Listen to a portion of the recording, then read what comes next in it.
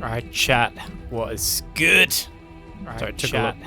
Oh shit, wait, I have my own stream on. Sorry, Oh chat. god damn it. Oh.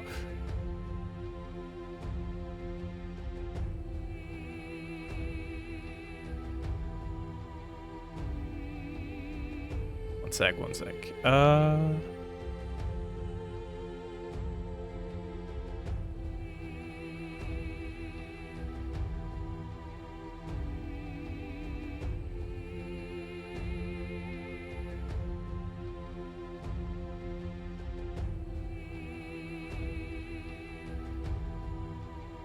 Wait, 1 sec. Alright. Let me make the lobby. We're good to go. As you can probably, yeah, very professional. I'm very pro. Dude, I'm so tired today, man. Okay, we had to go to a. I've just been extremely busy with work, and then also had to go to a meeting, like post-work meeting today. That was kind of very awkward meeting. That's always fun.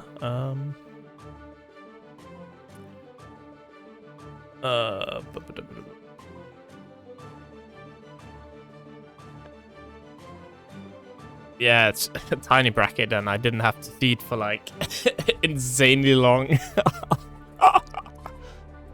But let me tell you, Spooky. Like today, people they kept signing up, and I had to seed for like ages. It's hype though. Got so many players. What's good, man? I'm in the call. See the beautiful Feng Wei right there. Should aim at my tired face instead, I guess. Oh, don't get a vertigo. Alright, yeah. As you can see from the bracket, I've sort of had a bit of a you know, some, what was it even called? See my brain doesn't work today. But, you know, I've been a little bit cheeky with the stream matches, and that is because if you guys know the law, well, you'd be interested in knowing, or if you don't know, you'd be interested in knowing that there's some beef between France and WantedFranky, and it's actually at the point where they've put a bounty on Franky's head. So whoever, I believe, knocks them out or loses or something wins something around what's like €75. So I remember looking at this.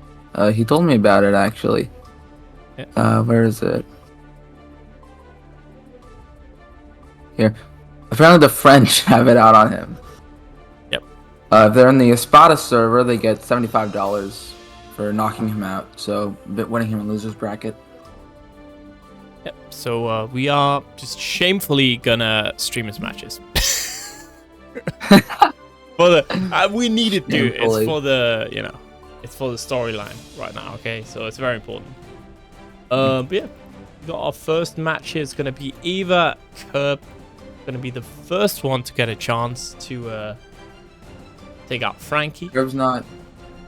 Wait a minute. Kirb is a Kirb is a French? Yep. I don't remember. All right. Kirb is French, yeah.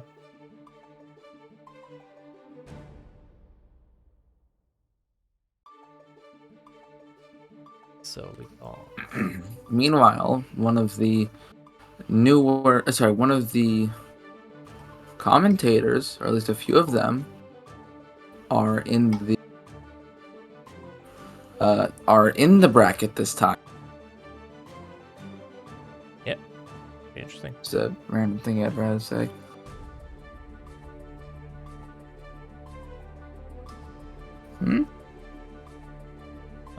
You have them flipped, you know. Yeah, it's fine. Flipped. It's fine. Kirb is with the French flag. Yeah, but I mean, I don't set it usually. I don't care until they actually join the game, because you never know if they're gonna swap or anything like that. So there's no point. In any case, we are just waiting here for Franky. We'll hopefully show up in just a sec. And yeah, should be quite a good match though. Johnny up against Potemkin. Both players Yeah, very strong. We got obviously chat. You know the drill. We got a match. We know that you should definitely go and claim a code, especially now that we have started a little bit earlier than I thought I would today. The law here, and yeah, we got WantedFranky ready up. Probably, if WantedFranky wins this, probably has to play Jason Thomas. So that is going to be very rough. Seed number 2. Yeah, very stacked bracket tonight. Looking forward to it. Sure, it's going to be a really, really fun tournament, I think. And here we go. First match, Eva Kirb up against WantedFranky. Let's see if the bounty will be claimed. Mankind knew that they cannot change. Is the bounty knocking him into losers or knocking him out? It's knocking him out of losers. So in other words, Kirb is not gonna get the chance unless. Okay, starting it off. Yeah. But I mean, Kirb is French, so you know that's a bonus right here. Kirb is French, so it's still. Oh, it's bad. Both. It's both. People are saying. There we go. Really? I remember that happening. All right, Hammerfall So connecting. Oh no! Getting Ooh, busted. Potemkin. Yeah. Ooh, Potemkin. He tried to PRC Potemkin busted that. Yeah. Missed, and then PRC it again. So that'll be it. That'll be it for this round. If I remember right, Potemkin's still very strong. Franky, very strong player, right? Our seed 15 of tonight. Seeded higher than Kirb as well. So is the favorite in this match, although a very small favorite. Kirb is seeded 18. So definitely no slouch, right? So it's not easy to take out Franky at all, actually. Ooh, game that's kind of hard. Game the Wild Assault. The super there. Yep. Look at this. Go. Doing a good chunk of damage. Hard knockdown. Ooh, not able to block that though. I don't know why. It's code impact loop. Card throw.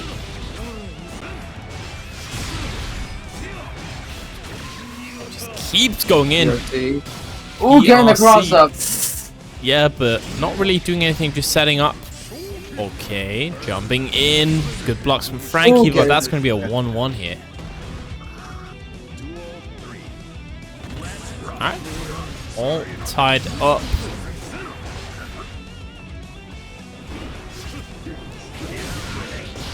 Counter a little trade there from both players. Is Eva getting better off it? Ooh. Throw. Getting the actual throw. Card throw for them is confused. Building up a lot of meter here. It's going to get that hard knockdown. Not going to be able to kill, but it's going to be a little bit of a very rough situation here for Franky. Ooh, trying to get the Insegna there to finish off the match. Fall connecting. Ooh. Wait a second. This is Potemkin with 2 sticks of butter, but not carrot. Damn. Alright, Kirb. That's it. So for this round, Kirb able to get a pullback. Yeah. I think the bounty going on French hands would also be the best. No. If you have, you know, beef with France, I feel like it should be France doing the job. Okay. Also, Ice, you saw the message? Which one? Mankind knew that Oh, you got to play it? Yeah, no, I can do it solo. No, I'm saying like I won't be fully focused, so I'll have my own tournament to finish. Oh, I see. So, I mean, you should focus on that. That's fine. We'll just do it here. Half-life lost. Gonna break the wall. Oof. What's for breakfast? I think that is cornflakes. Do a lot of damage here. Ooh! Charge dud! We're getting the immediate burst out of that. Oh. that's gonna break the wall. Just continuing on here. Very nice. Power throw. Ooh, 6K not gonna work. Into Potemkin Buster. Doing half health. That's crazy, actually. Whoa! Okay, that is just disgusting. Okay, that is just disgusting. He did a heavenly PRC immediately into Potemkin Buster, into a I think that was what was that? Yeah, that was 5K into Garuda into Tap Dust. Yeah, big counter taking the throw. Oh man, I'll make a fist there, connecting. Ooh, getting the throw there too. Missing the Potemkin Buster. Life from each. Gotta get the flick, Hammerfall connecting. Garuda gotta get those plus frames.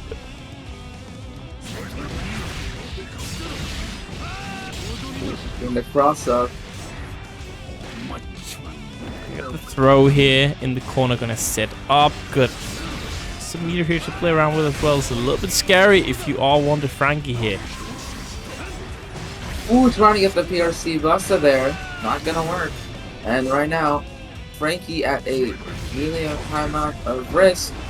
Able to go lower. Oh, wait a second. Oh, the damage. That's gonna kill. That's it. That is gonna kill. That was just disgusting. Yeah, that's how it be sometimes, right? Potemkin Buster, PRC, Potemkin Buster, RRC. Yeah, right. That was Red RC. Into what was that? 2H? Or was it like 2S 2H?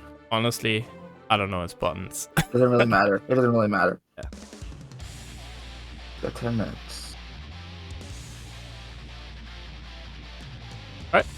So, yeah, it's gonna be 1-1 here. So, staying alive, saying, you know what? You're not gonna get my bounty. Get it. You know, one thing I feel like, Franky should participate in if he's got a bounty over his head. In fact, yeah, they should be doing this for, I think, this should be like a bounty hunters whole like joke with the, for 2K. Having one player who literally has a bounty over his head. Anyways. Yep, that's a lot of damage. Gonna get that hard knockdown. Got one stick of butter here as well. And yeah, that's gonna dust, kill. And that is a kill. Wow. Okay, so very clean there from Kirb. Clean the 6B there, reading the jump, but because of a jump block, that is not gonna work.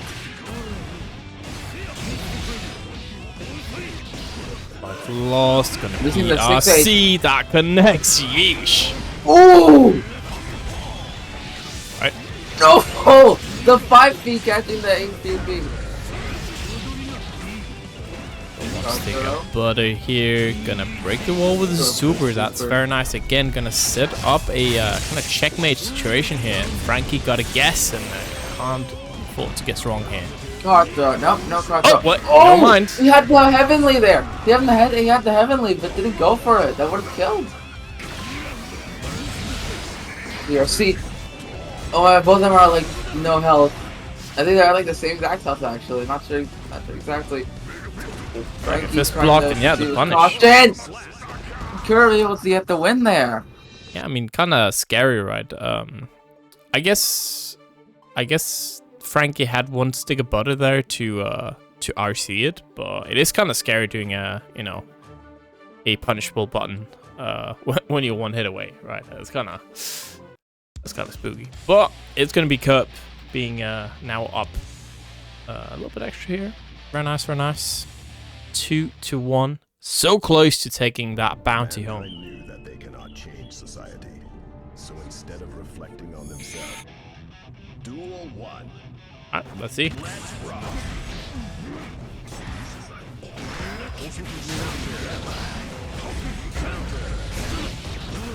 Counter hits. But I believe Slide head, nice PRC buster there. Just gonna Garuda, right? Just gonna stay on the pressure here. And, yeah, Eva Kirb in a little bit of trouble. Gonna wait a second, get the Big throw. Hit. Both of them. The Hammerfall classic, and this round goes to Franky again, saying, you know what? You're not gonna get my bounty. Forget it. Hammerfall, nice little punch there from Kirb. Very clean overall from both players.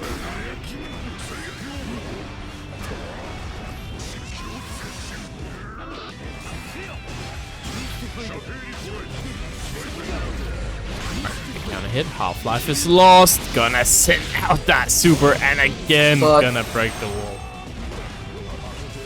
Buster!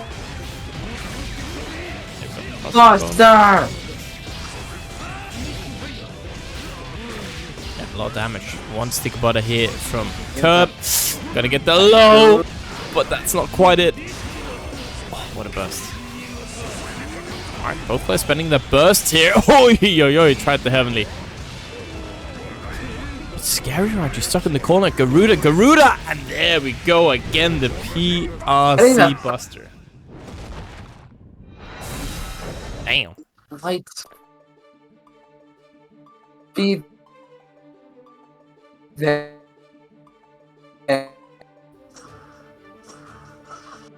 Ooh, getting the kill there though with the.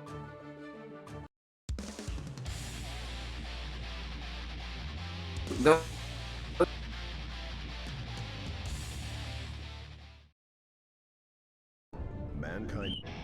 I'm seeing Duel 1. Let's rock.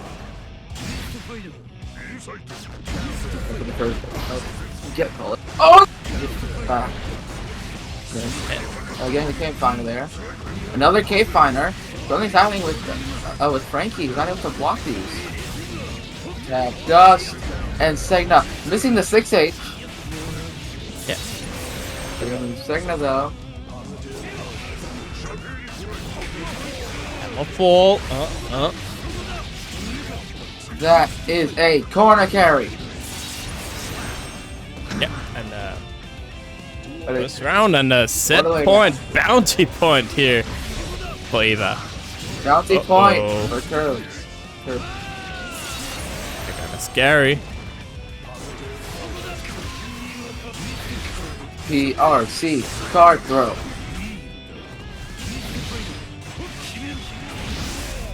Getting the conversion. Yeah, a lot of damage here Not on the board. Franky in a lot of trouble. PRC getting the throw. Boom. Yeah. He missed it. He missed it. Oh no, not like this. Also, Look what at is that. up? What a way to end Echo. it. What a way to end this one round. Yeah. That was crazy. So, people coming from Gecko Squad stream real quick. This is a bounty. The French community have it out for WantedFranky. He is, in fact, a wanted man. 75 euros on the line here. Oh my for the God. one who brings Franky into Lucius bracket. And Kirb wants to get that money.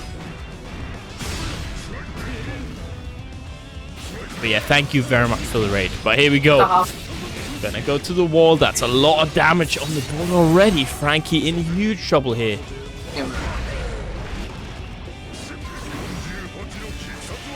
Buster. Half-life lost. Wait a second. Oh, the PRC not this time. I feel like that worked every single time apart from this. Yet again with. No way. Staying alive. This bet. What a PRC. Man, I can't believe this game is still going on. No way. Slide head. Alright. The thing's been going on for 40 seconds already. He just ends up suffering in this. Actually, no, Giving it. So going Just on emptying. for about, This is getting Precho! Oh, not like this. Surely. And Kirb, dude, No for way! bronze here. No way! This is getting way too close. This is not good for my mental. Uh-oh. 70. Oh, and there we go. Jason Thomas not getting any money. Getting scammed. And Kirb takes it. What a match, dude. Damn. Alright. Yeah. Alright. So I did put Frankie, and I'm telling you, in the next 15 seconds. Sorry, you want to say something? Yeah, I did put the Jason Thomas match on stream because I didn't know how it's gonna turn out. But I'm just gonna put another match on stream. I hope that's okay because you know, we only did it because we wanted to watch Frankie. We don't want to watch this Jason Thomas guy, dude. He doesn't even play this game, man.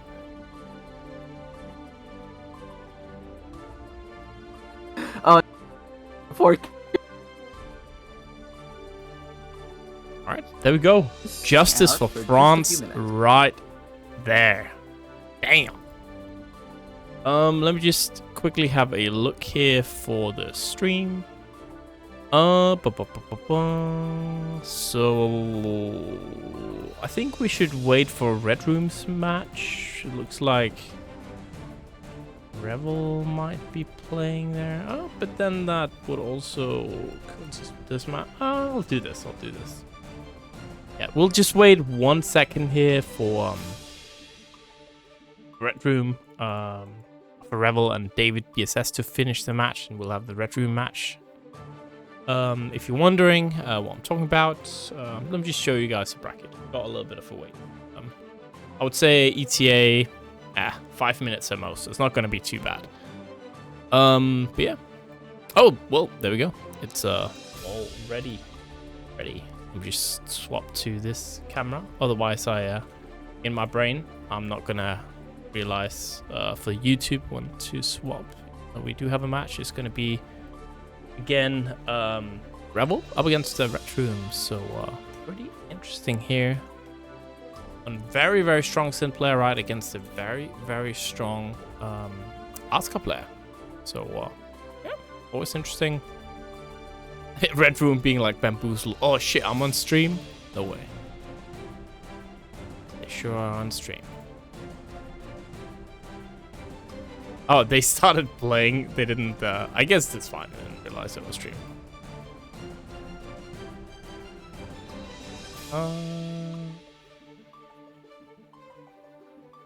Happened the last time I played in a PS tournament while we wait for the people. I played one match out of the 3 matches I was supposed to. I mean, one of them just DQ'd, the other one played a match and then DQ'd, or sorry, the other one won the match.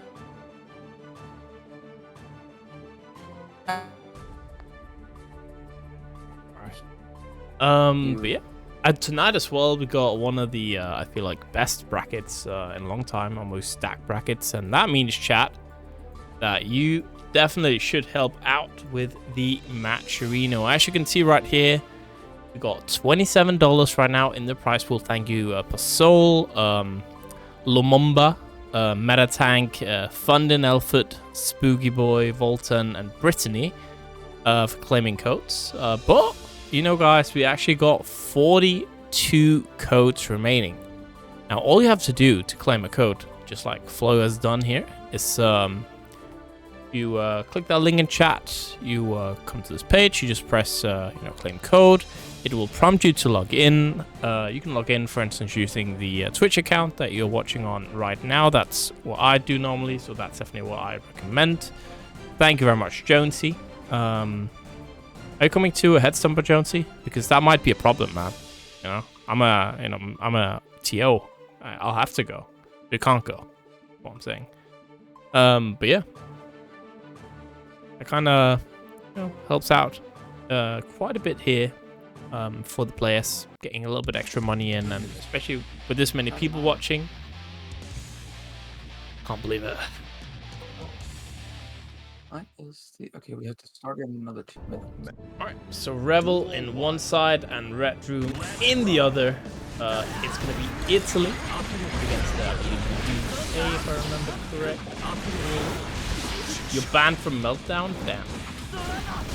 I mean, that's kind of based from Snake, not gonna lie. It's the wrong guy. And yeah, there we go. It's in the corner. It's gonna do a lot of damage here. And this matchup, right, even before the Asuka nerfs, this matchup was kind of good for Sin, honestly. So now it feels like, I wouldn't say it's impossible, but it definitely feels like it's a very, very rough matchup suddenly for the Asuka player.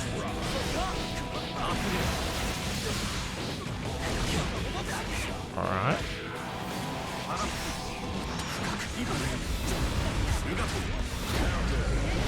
Counter hit, that's gonna do a lot of damage here. Knocking the keep up and on the bomb.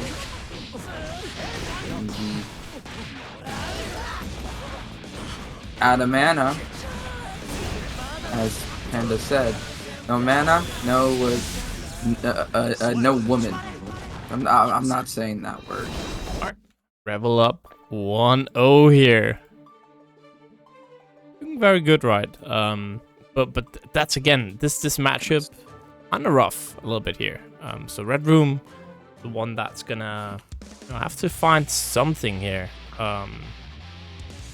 Again, definitely very, very difficult.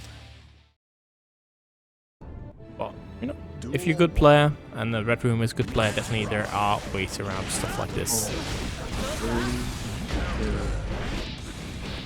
Do you think, chat, do you know if Revill has permanently swapped names to like Ice? Because they were named that as well, I think, on Discord. Like a classic name swap situation. Didn't break the wall though, sheesh. It's a lot of damage.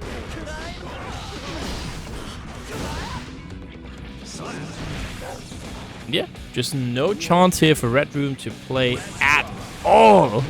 Damn. It's kind of rough. Might want to DQ'd. Worst case scenario. Alright, gonna break the wall. Red Room again. That's the Revill. Valid. Getting the throw. And this is gonna kill. Yeah, absolutely. And yeah. Very, very good here.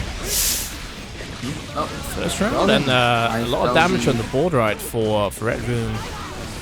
Got 3 cubes here in the overhead. That's not too bad. We'll be going first, like, forget. Air.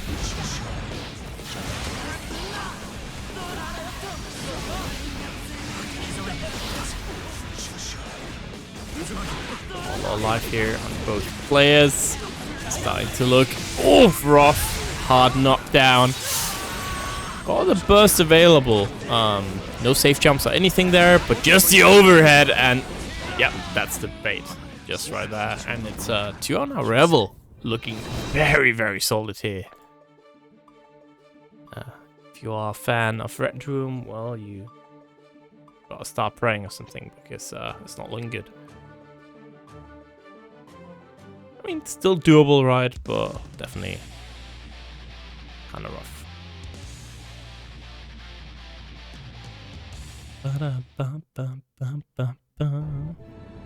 Duel 1. Alright, cool. See what happens here. Snake, you're so freaking based, man. Bring out the cubes. Just trying to set up that Exodia.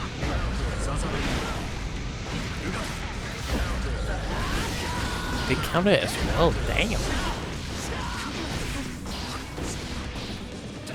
Low connecting. Both players not a lot of HP here. Big counter hit, 2-6 of body hit for Red Room. That's gonna connect then. Yeah, no hero burst. I like that, right? Just saving your burst, because honestly at that point you might as well. it's not a great situation. Even if you bursted there, you're likely to lose. So yeah, saving it that's quite nice. Definitely something in this game, right? Knowing when to burst is a very important skill to have. It's gonna get that hard knockdown here. Running up, getting the throw. Okay, overhead. Not working here, but still got all the pressure in the world in Red Room. Yeah. I'll get an auto-modded snake. Post gifts. Wanna hear it burst from Red Room. Sir.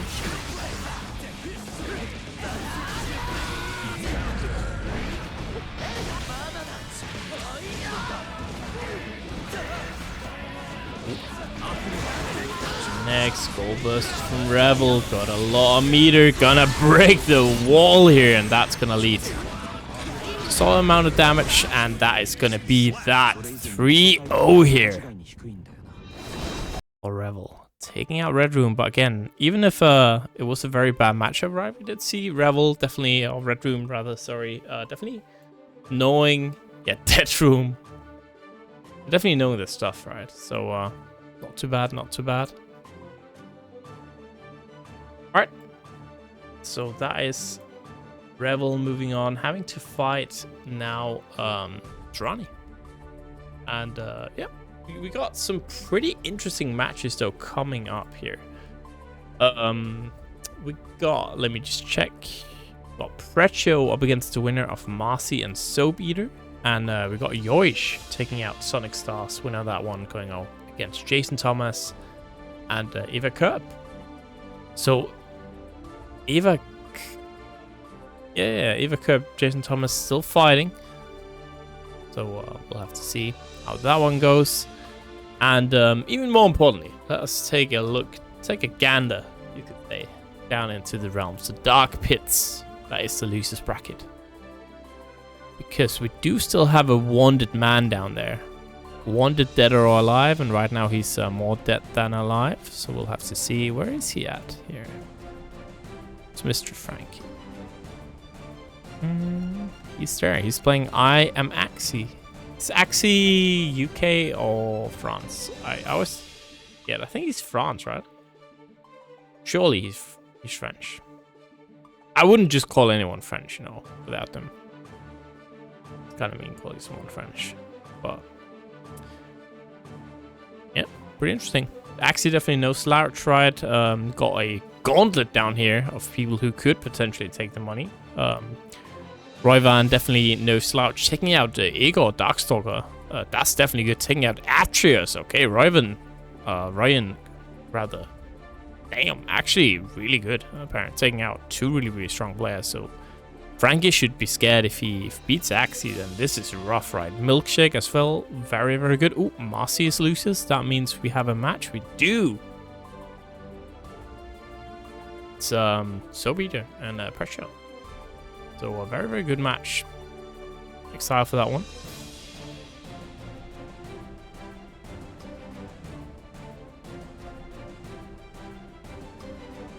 Oh, well, you never know. Who do you think is gonna beat Precho? Awesome.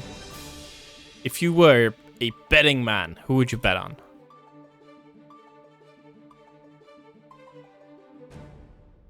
Marcy? Or do you think moving past Marcy?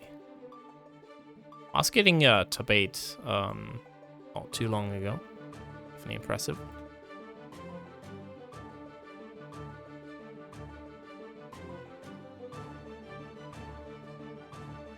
So we've got Ukraine here. Soap.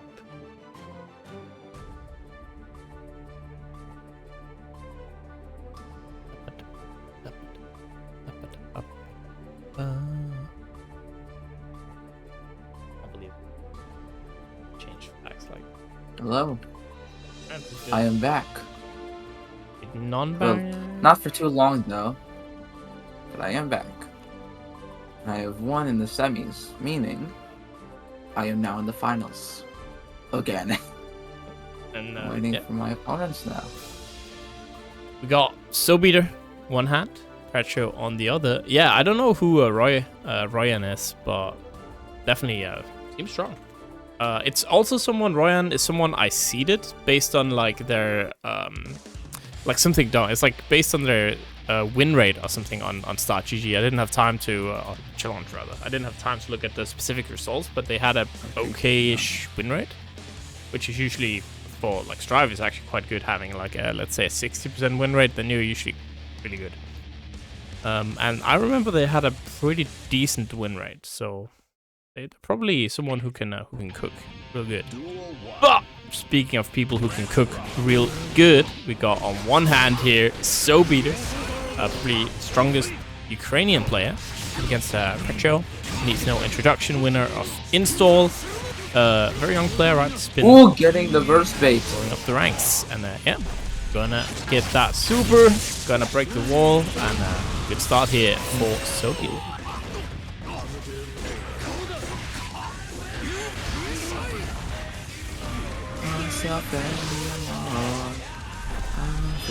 Wait, Sobe's younger than, but Precho is like just like 12, dude. Can't believe it. I will quickly finish this. Sobe's younger? Damn. Yeah, that's what I said, Walt. How like a bunch of kids on stream, man. Can't believe it.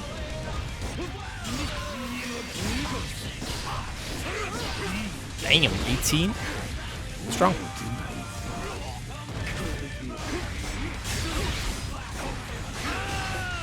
Soap's still younger? Damn. These young players, if there's one thing they know how to pick top tiers, man. I respect that so much, though. Like, it's not this. It's definitely good always.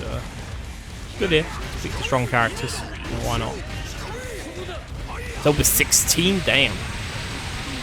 Then Soap entered tournament as like a 14-year-old or something? That's crazy, dude. That's like, we had a Tekken player like that. Crazy, dude. Alright, a lot of damage on the board. Gonna get the throw here. Thrown. It's scary. Yeesh.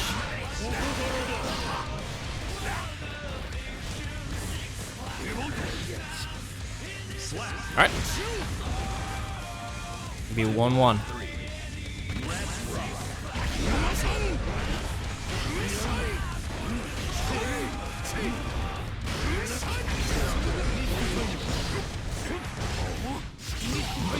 This situation was quite scary. Ooh, goldfish. Very nice. Skyfish rather, not goldfish. Be kind of cool though. I guess that's Anji.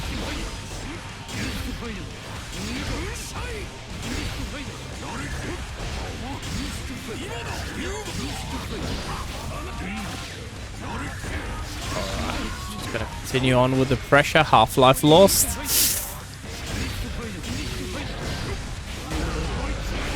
Big counter hit.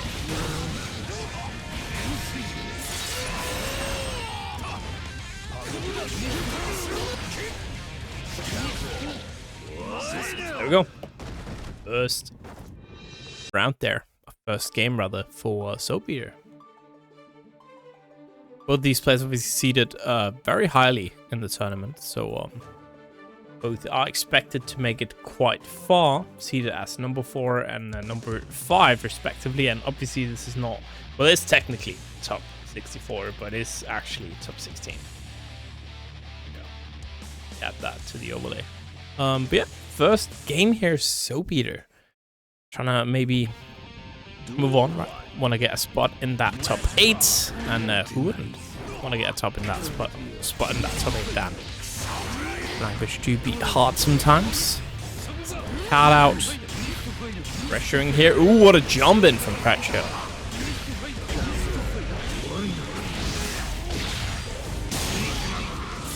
On the wall. Hard knockdown.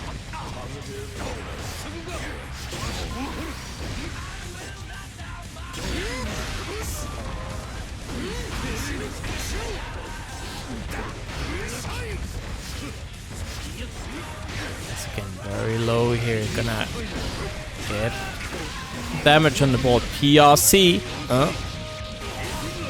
Wall break. Not heavy. Wall break here, but again, Precho 1 HP pretty much, right? 1 hit away here. Gonna send out the drone. Alright, wait a second. Oh, what a burst. Oh, very much a hero burst. And yeah, 6p saying, you know what? Think about these jump-ins. I'm just gonna take the round ward here and yeah. Looking very, very good for Sobeater. Half-life lost already. Gonna take a trip downstairs. Didn't have meter ride until that last hit. And again, it's kind of been a thing nowadays that you really want to save your meter downstairs if you only have 1 bar. But that's not an issue right now for Sobeater because it already had a bar and it's going to build up a bunch more meter here. And that's going to connect as well. 2-0. Very, very convincing here for the Johnny player. Damn. Alright. Alright. Kind of cooking. Kind of cooking.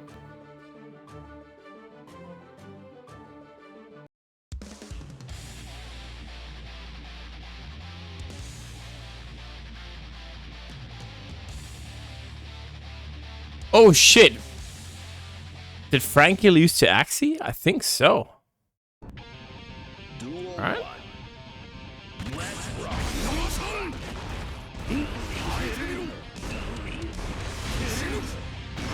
Look.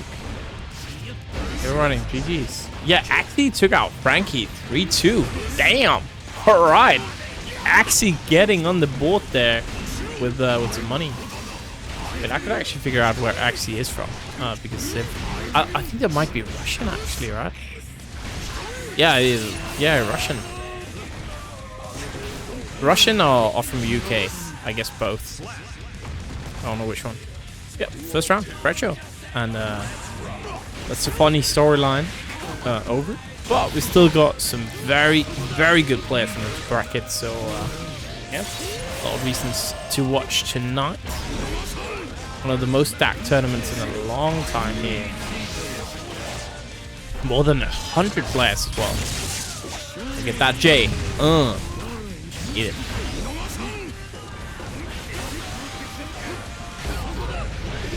Counter hit. You're taken to the wall.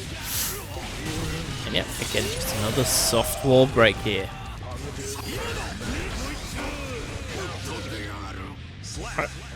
The counter, and it's going to be 1-1. Get that wall solo off here, but it's not really been working out that well for Precho.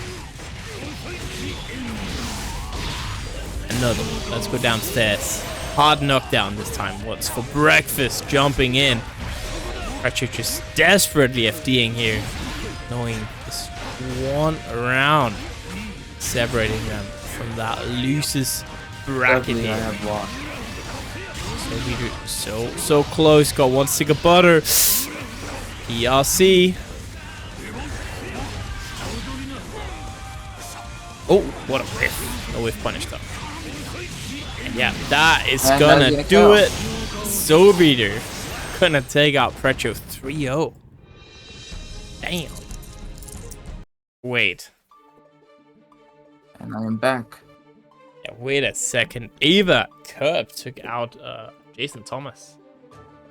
Which means, by the way, that Eva Kirb is the rightful heir to that prize money because Jason Thomas doesn't deserve it losing like that. What was the score here? It was 3-1, damn. It was 3-0. It was 3. It was, yeah. Wait, are you talking to me? Oh, no, you're talking about the other match, right? Yeah. Yeah. Sadly, I have lost. I was in the finals, too. I was so close. Eva Kirb now up next. Yoish opponent. Very interesting here. So the final 16 match as well here. Why did I say 32 move combo? What was that? Skyfish? Yeah, probably. Alright. Right. Yeah. So Gonna go back to France. We're gonna go back to Yoish is Swiss, I believe. Yoish is, he did not say anything, so I don't know. Gonna be Sadovan. Or not Sadovan.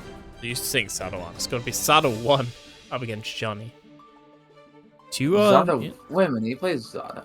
Yeah. Yeah, Yoish is the Zado player. I know that, but like, I didn't think he actually played Zado. Like, I know that you said it was Zado versus Johnny.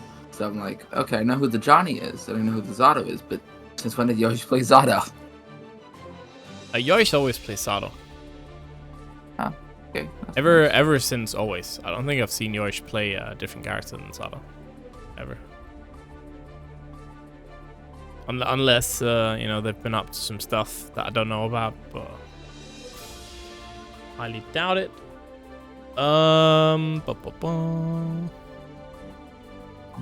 I'll just open up my mic again.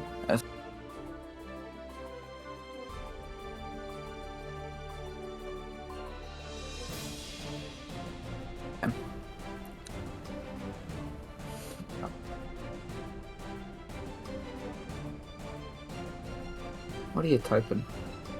I just sent to your stuff. I just sent to you? Alright. Let me guess, connection test again? Yes, Switzerland, there we go. After this match we are swapping. So it's gonna be Ratch, it's gonna be Yakker.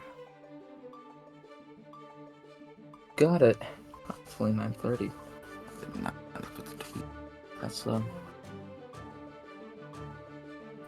Anyways, really annoying, as I said earlier. I got to the finals and then lost. Be sometimes. I was up against a level 15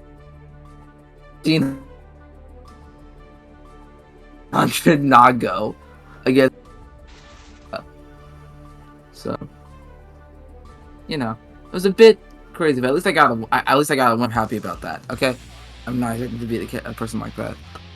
Anyways, it's Kirb versus Yoish. Voices. Kirb versus Yoish. The voice is right there. Two players. Sorry, two.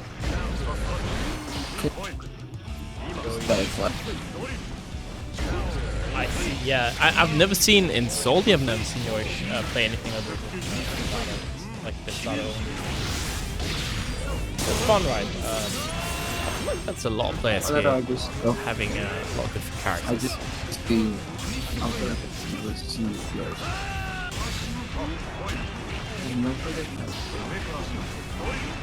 Oh, wait, do we have like every character?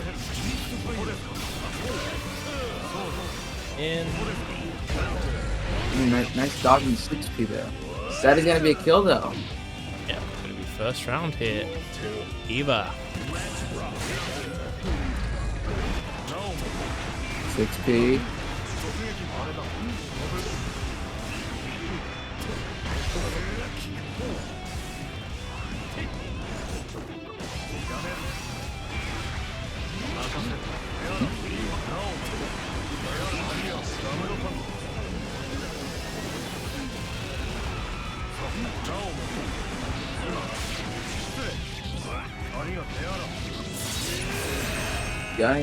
Getting Zado out of there. Sorry. Actually, what's funny that he could have done that either way. Like he could have either sent him out and then done it, or he could have just broke in the wall and that would have, like, without like a move that would use Eddie and that would just refill Eddie. That's funny. Right, hell to get hit there. Will this be all that R.E.V. has to offer here? Just up to you. That Eddie is as in and out as you go. Yep, nice deflect shield there. Gonna get. Yeah. Gonna get a little overhead though, and forced to burst. See it? Both players now, no burst available. It is Eva Kirb getting pressure. And then Zayna trying to catch the jump out. Caught it.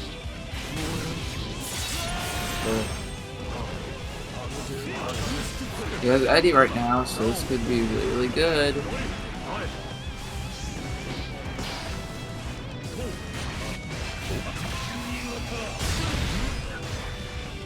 Yoish not giving up. Now there's Kirb though. Getting the reverse grab. Again, man, throwing there. That's a lot of life lost. Gonna build up. Eddie is all the way back. A lot of meters super here, and yeah. That is gonna kill. Yeah, No handy. way. Yoish getting the win there. Yeah, I mean Yoish right quite good. So Yoish actually seated higher than Kirb as well. So it's the favorite here to win. Alright. Yeah, Yoish seated number 7, Kirb 18. But again, especially today where it's so stacked, pretty much. Seeding You know, does not matter. I think top 20 can really Seeding does not easily take matter. it. You think what? Yeah. I said that the seeding does not matter because of the wild tide. That's what they told me. Or at least that's what they taught me. That seeding does not matter. It definitely does. It definitely does. A lot of the time. Like it's in some tournaments it doesn't matter. Okay. Yeah. In some tournaments. Anyways, it's 1-1. If I don't know, it is 1-1, man. It is 1-1. No, 1-0. No, it's 0-1. Never mind. 1 out. There we go. Look at the damage already. Gonna Stop. just stick Kirb Eddie is here back. to the corner. Eddie's back again. Kirb is stuck in the corner here. Isn't able to get Eddie out.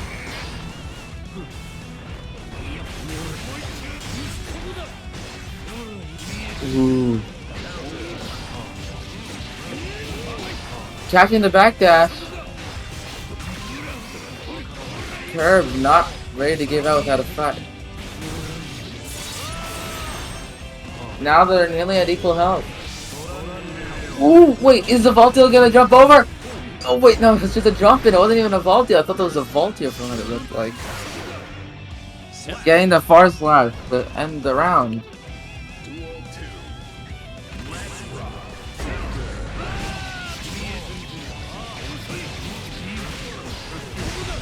At the wall. Guard is placed in the corner, getting the 6B though. Trap Dust getting interfered with.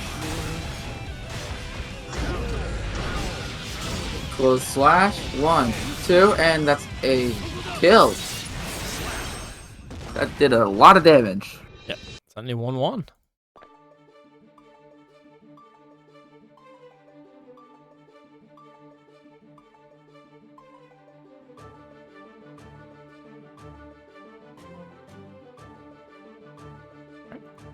Pretty interesting here.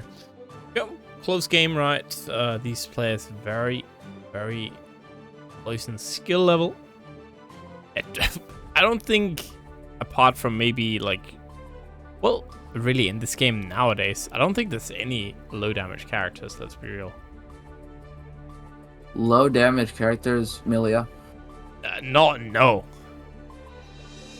Millia does kind of low damage. Yeah, I mean comparable maybe to others. Yeah, Bridget I could maybe see, but Millia, she did have low damage, but they gave her that new move where you get the wall bounce, and that's a lot of damage. Yeah, but the wall bounce now it's gonna be tough. Anyway, starting out with the 2S. Ooh, doing a good chunk of damage to Yoish. Wait, disconnect. Never mind. I thought the disconnect. Gonna burst there. One stick of butter from Kirb. Just gonna move on in and yeah, continue this pressure here. Starting to look a little bit rough if you are on Yoish's side.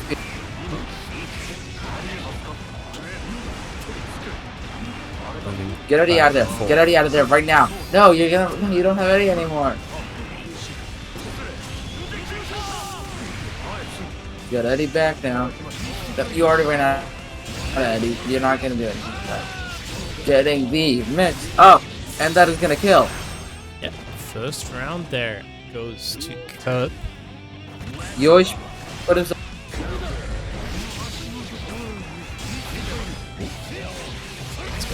Half-Life. Got one stick of butter. Yes, sir. Gonna kill. This is not gonna kill. He's gonna do a good amount of damage. Oh, no, far from killing, but it's gonna be chunk and I was far from kill. Big counter hit, one stick of butter. Okay, good. Let's go. 2-1 here. Very dominating game as well.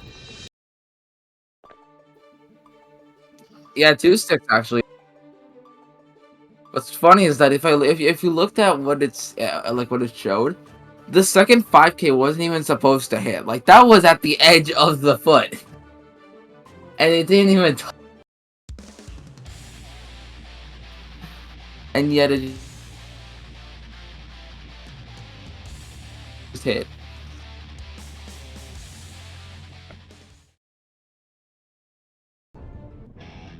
Duel 1. Let's rock. Ooh, back definitely out of the 6K there. Trying to do a missed final there, especially because of Fish, or sorry, no, Toad, because Fish is just on. In, yeah, we're gonna get that pressure. Half-Life lost here. Oh, very nice. I want to deal with it. Yo, Scatter, thank you very much for the raid, man. Appreciate it. Hope you enjoyed your turn. No, not Scatter again. No. Both of my favorite streamers, both of them are eliminated already. That'll be sometimes. Man, oh well.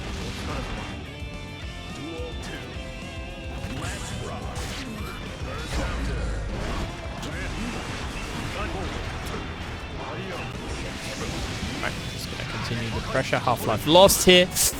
Running in.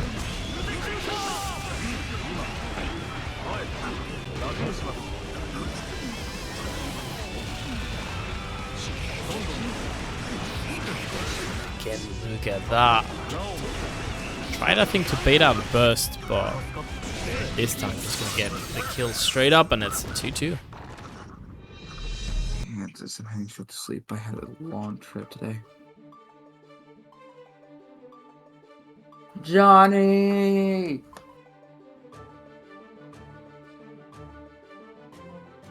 Alright.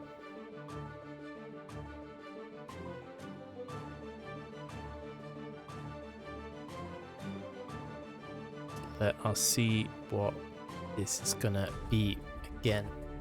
2-2 here. Winner obviously gonna go into our top 8.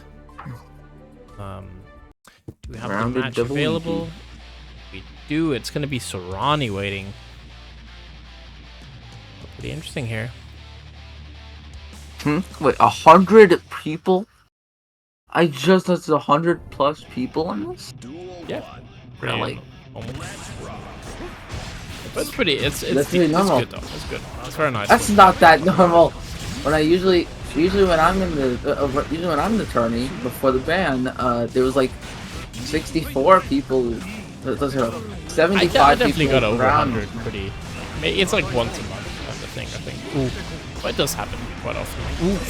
But there we go, the pressure gonna get the super down. I think some hype were definitely due to the bounty today. Ooh, what a neutral jump. Command ground whiffing. Getting the conversion, that's gonna go through the wall. What's for dinner? Pressure. And yeah, it's gonna be That is set gonna kill. point here. Kirb trying to run away with it.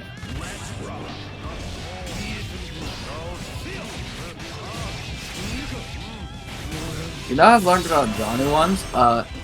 You know, if you get like a massive counter at 6K, you can combo into 6K like in a later part of the combo. Not gonna kill here. Yeah. But getting the TK Mistfinder, able to finish it off. That as is Kirb. gonna be it. 3-2. France eating good tonight. Imagine, right? You win that bounty, and you also maybe get some of the prize pool from Salty. That'd be very sweet. That'd be very, very nice. All right, that is gonna be it from us. Do you have anything to shill before we go? Yeah, I'm not gonna lie. I was kind of pissed off that I lost in the tournament earlier. But, oh well. I mean, I can't win them all. But, I mean, hey, we learn, and we continue on. As Crush40 said, live and learn. Yeah, it's gonna be it from us here. It's gonna be Yucker. It's gonna be Rach taking over.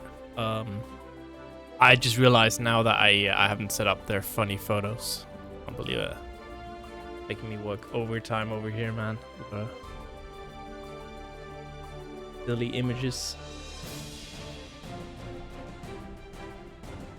Yeah, it was good. It was a good day, Rock. It was good in there. What's funny? Posting a bit of art later. I will be posting a bit of art in a few days. So, maybe you'll see it there. Well, see you. Yeah, bye. Alright, Yaker's image is also, let me just say, Yaker, your image is like, it's like awful. As in, the sizing of the image is awful. Getting it to fit in the overlays. I just ripped them off Twitter. It's awful, man. Like, it's way too small. Like, we could just put it in, right? And like, there being empty space is alright. Yeah, I'm cooking. Oh shit! I believe in him. I believe in. It's gonna be like just the eyes of I even forget. Chihiro. Chihiro, yeah. See, I'm a total Kagurabachi poser. I just saw this Kagurabachi meme where he's holding a JBL speaker, and I was like, yeah. It is more peak lately, I would say, Kagurabachi, but it's still, the main character is still so boring that I forget what. I mean, he's just aura farming. That's what he does. He literally just aura farms, and he's the goat for that. The main character is a reflection of the mangaka, right? Because the mangaka is literally just stunting on the entire manga community by just dropping insane panels. Yeah, like he's like the offer is like 23, I think. He's a zoomer. Yeah, no, he's a zoomer, and he was like doing drawing for fun, and then when COVID hit, he just he no-lifed art, basically, right? He's like, that was his COVID project. And now he's out here just doing fisheye lenses for fun. He's the goal. What can you say? Kagurabachi sweep. Yeah, Volta, what do you mean we know you not muted? We never mute in Salty, let me tell you, okay? Yeah. It's not a coward tournament. See, like you're hot supposed mics, to hear this. That's the spicy. That's the spicy, like the hot mic is where it's at, You gotta run it sometimes. I'm just setting up the image. But welcome everyone. I hope you guys had a drop a hot take. I mean, on this stream I can just say I'll play Xrd. That's the hot take of this stream. That's it. No, that's a lukewarm take. The hot take for real is play CF. Or that, yeah. And also for the views, see that's cringe. Like doing takes for the views, you just gotta do it for the love of the game. True. Like farming bad takes just so people get likes on Twitter and stuff like that. That's boring. Real ones do it for the love of the game and for the love of the hate. True. I don't think I can actually hate farm. At the end of the day, I need to know that it's I'm just ruining friendships over this, not just random people on Twitter's lives. Exactly. Who cares about this random person on Twitter? I gotta let it know to my friends that they need to know I'm talking shit to them. Alright. Almost done. It wouldn't be optimal if I wasn't rage baiting in the VC for the 10th time, and then it finally works out. Oh my god, VC rage baiting is so awesome. Yeah. But yeah, also, I'm looking at the bracket right now, so we have one of the people who claimed the Franky bounty, right? Which was Kirb. What was the Franky bounty? Oh, you don't know? I do not know. So there was some like little beef with Frankie and the French players. Uh-huh. Oh, there you go. The sweep has been shown. And then after that it like settled down a bit and it developed. And Frankie tweeted out today, okay, because you know people apparently hate me now. I'm putting out bounty of 75 euros for whoever beats me in Salty, both in winners and losers. So if you know if Frankie lives up to that word, that means that Kirb got 75. And how's it looking in losers? Is Frankie going through the people who, you know, is he still beating? So Frankie actually got out of losers, or like lost in losers very early after. Lost to NSxC. Almost immediately. Oh damn! I think, yeah. So claimed the bounties have been claimed, huh? So that is. Oh, it wasn't I thought it was Frankie because I saw the tweet of like. I thought it was. I saw the tweet and I understood it as Frankie was the one offering the money. So was it someone else? Okay. Yeah, exactly. Like, who was it then? Because I don't know.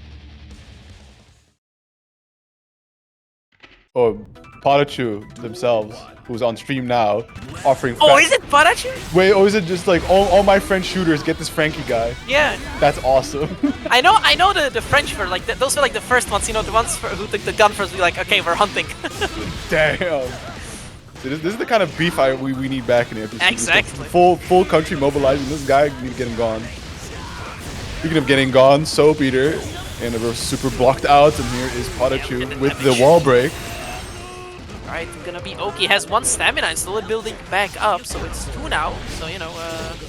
Yeah, PataChu always having to balance the offense and damage potential by choosing whether or not to use that stamina meter in the block string or not. Yep. But getting thrown out, card is being thrown, and you're guessing there might the stare down, but it didn't work out. This clone slash counter to the max. The stamina is full now, so that conversion is getting maxed out. Yeah, absolutely. Oh, slide drop again. At least where is he? Clean. Yeah, nice awareness. Looking at the situation, it's like, oh, there's going to be a scramble here following this drop, and PataChu ready for that with the block. Now having to eat these misfires using the Asenga Buster. Oh, nice confirm with that 2S. Can need that wall break. Oh, that was nice. You saw that? Like the stance. Quickly going to the misfire stance. Canceling it out, getting that 50 for the super wall break. Now it's small things nice like that kind of matter. Oh, big Hawk Baker punish going to be cashing out a lot of damage. Quite just be killed yet, but PataChu in a really tough situation. Almost might just be a really good round. Pointing to try and give Soap Eater the burst back and to take it as soon as possible. Blue RP's being treated. Oh, Discord is dying. Discord is blowing. Oh, yeah. Can we? I think this blow up for me. It's 800 less. Fine. I think we're Discord has it. I guess. Come on. Oh, there we go. Oh, there we go. It started. Yes. Okay, we should be back now, thankfully. Thank you, Discord, for letting us. The call server, very awesome. Thank you, Ice. Not missing out any of the action here. And PataChu already starting off the final round, nice and strong. Has Soap Eater back to the corner, but there's the YRC to try and break away. Use the long range normals, and it's the driver on top. Just frame landed. So now you're gonna be guessing for game, but burst is available. Gets a 6k. Emperor still holds on. Oh, gold burst. Okay, this is what you want. KMF counter hit, gonna get that far away. Oh, but little 2P reacting. Yeah, doesn't even need to react, right? PataChu with so much health advantage that any risk is sort of negligible. Just you can mash that 2A in any pause to try and seal the deal, take that last bit of health that Soap Eater has, and well, you saw it happen just in that situation. Yeah. Health is a resource, folks. Don't be afraid to use it. Especially with characters, you know, with like Johnny. The character is quite tanky, despite how he looks. You know, you would not imagine this character should have a lot of HP, but I believe in Strive he is. Are we looking at the same character, man? His he's abs small, are but absolutely shredded. He looks like he's built like a tank. Yeah, but like everyone in this game is shredded. That's like No, but he's unreal shredded. I think he has an 8-pack even. You could grate cheese on that. That's the extra HP stacked in that. In those 2 extra. Real. Ooh, but this counter hit, yeah, I had to burst that because that would have been a full break. But nice 2S, KMF. That hit, another KMF. Out. Another misfinder being thrown up, pushing towards the corner, but PataChu unfortunately not getting the full confirm there, but again, big driver getting that full confirm, using the stamina to extend, and there's the RTL to make sure that wall gets broken all the way from the mid screen. Going to the knockdown situation, no meter, but 1 bar of stamina will slowly come back. He's still waiting for the charge, but nice punish on the beak, recognizing there was no stamina to make it safe. KMF card too far away, sets it up. Now Oki is gonna be next to throw. Yeah, absolutely. But Brendan's kind of having trouble to try and challenge the -50 move, but got SaltyEU with the wall break. PataChu still sitting on the burst. You might see used whether this round or not, but damn, blocks the TK misfinder, but not the throw. Yeah, and the OTG SMF, yeah. Hey, you blocked the first part, but can you block the second one? Real mix on mix. Yeah. That shit layered, bro. You think you get through the first one, it's like, oh, thank God I guessed right, and then he gets it, mixes you up again. God damn it. Yeah, there's also just like the slow walk up as well. Just feels overall bad. But then PataChu with the hog breaker now, trying to get out here, driving SaltyEU all the way to the other side of the screen. Not enough meter for the wall break. We see him run that stamina-less pressure. And 6k, 5k waves, tries to escape the corner, about to backdash. Card is, you know, and now it's gonna be a throw into the corner. These situations we all know. Oh, hey, that's gonna hurt. It has also pretty much 100 meter. Yep. Yeah, into the super, and now it's a hard knockdown and 50 meter and 50 burst. It's pretty much gonna be burst back with that positive bonus being applied. So now you're guessing for life. This is that deflect shield. Air blocked in, YRC using. Oh, this super! That was a kind of cancel on the close slash. Very nice. Now getting the overhead slowly but surely, chipping away here at SaltyEU's health. But no, this is the confirmed Hawkbaker just clean whipping, and that's the very nice punish from SaltyEU to tie up the set. Man, that was disastrous. Started off so nicely, getting a couple of stray hits here and there, slowly working away, making SaltyEU guess on these mix-ups, and then unfortunate auto drop. Yeah, and also just kind of like nature of this game, like, you know, like Gear in general, kind of one mistake, you just can get snowballed completely. So you gotta always be on point, you gotta be really tight with everything you do, because one small mistake and potentially the opponent is just gonna run you over completely. And into the next round or next game you go. Yeah, absolutely. I mean, it's, I mean, for better for worse, right? That's why we see a lot of early burst on the very first interaction being utilized, because everybody knows how hard momentum builds up in this game, and you just really absolutely don't want to deal with that. Here we go, going into game number 3. I'm curious to see how this goes, if SaltyEU is going to extend the lead some more, and we might see the Elfeld swap from PataChu, or if in this case, Sin is just so much better the character to deal with Johnny that he would stay on it. Yeah. Yeah, I'm still like kind of surprised that Pata opts for the Elfeld, you know, pocket when, like, you know, like from what I've seen, everyone pretty much considers Sin like to be super strong right now. But people say Elfeld is strong, right? But not as good as Sin. So if it's like a comfort pick, or if it's just like he's kind of also banking that not many people know that character as well as Sin, because, you know, he's like, if you're public enemy #1, everyone's gonna know that matchup.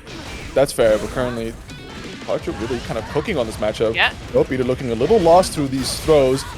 Oh, the delay! That was nice, delaying that. Gun crush follow up to catch that jump out.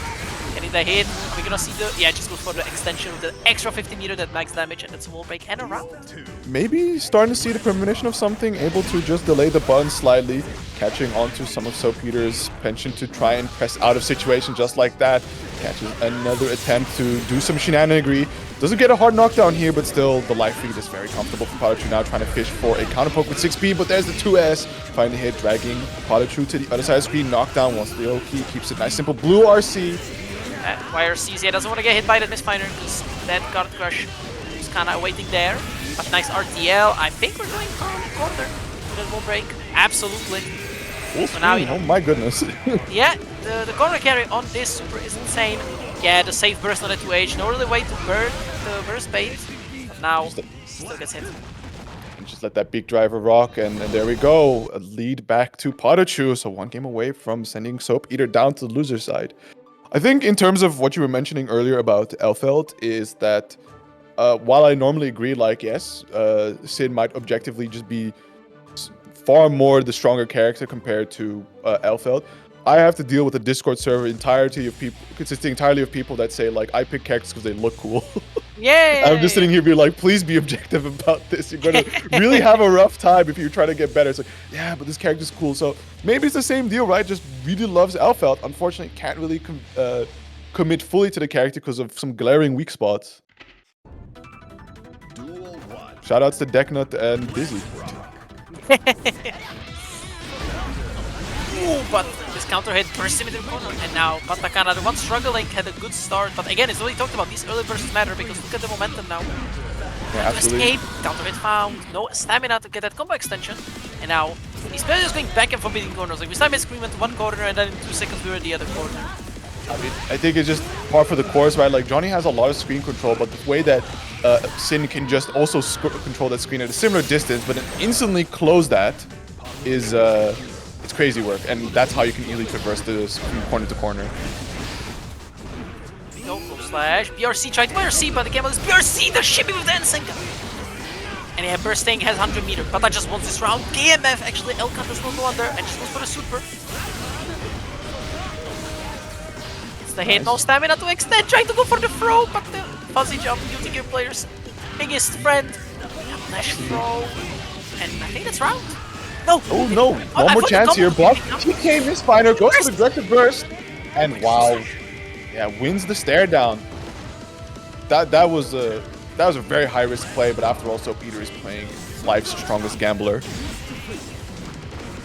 That's the funniest part. Like Johnny is like he calls himself a gambler. While this character never gambles, and not even in exit. Like, what are you gambling with? Whether or not this money is going to be used to win the round or not. I mean, in this case, he's not gambling anymore. He just pulls out his deck of cards from the gas station.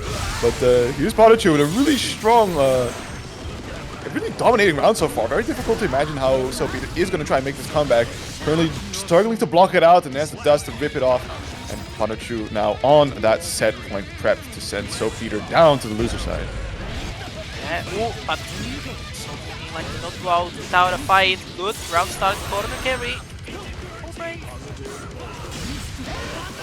Oh, that's gonna be a grab. Yeah, absolutely. And now, guessing on the Oki. Frame kill. That's DP'd actually, but that does not want to hold that.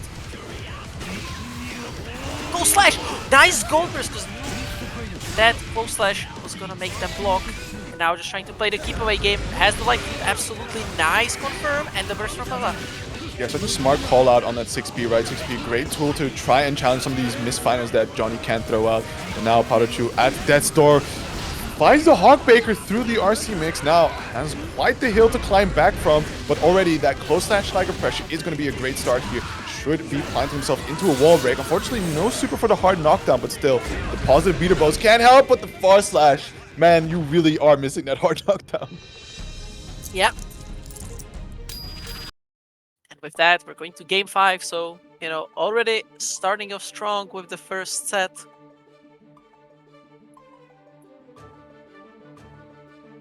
So we're gonna see the Elfeld now, or we sticking. Oh, Pata taking a second. No, sticking to the Sin. Okay, we're going full Sin. Yeah, full Sin. So ultimately, I guess the theory just does apply, but it hasn't been completely too doomed for PataChu in these matchups, right? Like we see some really strong situation coming out for both players where they just have some really solid momentum to completely overrun the other, and to that makes me think there's nothing that PataChu sees here that is sort of like a glaring error in Sin that he would have to swap to Elfeld.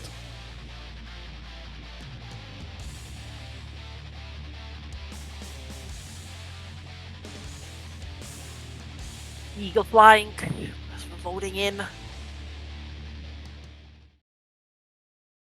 It's kind of interesting they actually chose an eagle. I still am confused. Yeah, I was about to say, I don't know why they added an eagle. Like, what? Like, it's not an American game, why is the eagle there? I guess Soul Bad Guy is an American. Yeah. Loves queens and shit. Now, the DP is out, a brave choice. But actually had a pretty good hit right now, like 30% on those DPs. I mean, most of them landing, so having a hard time figuring Pata's defensive habits, but nice smash on the misfire dash.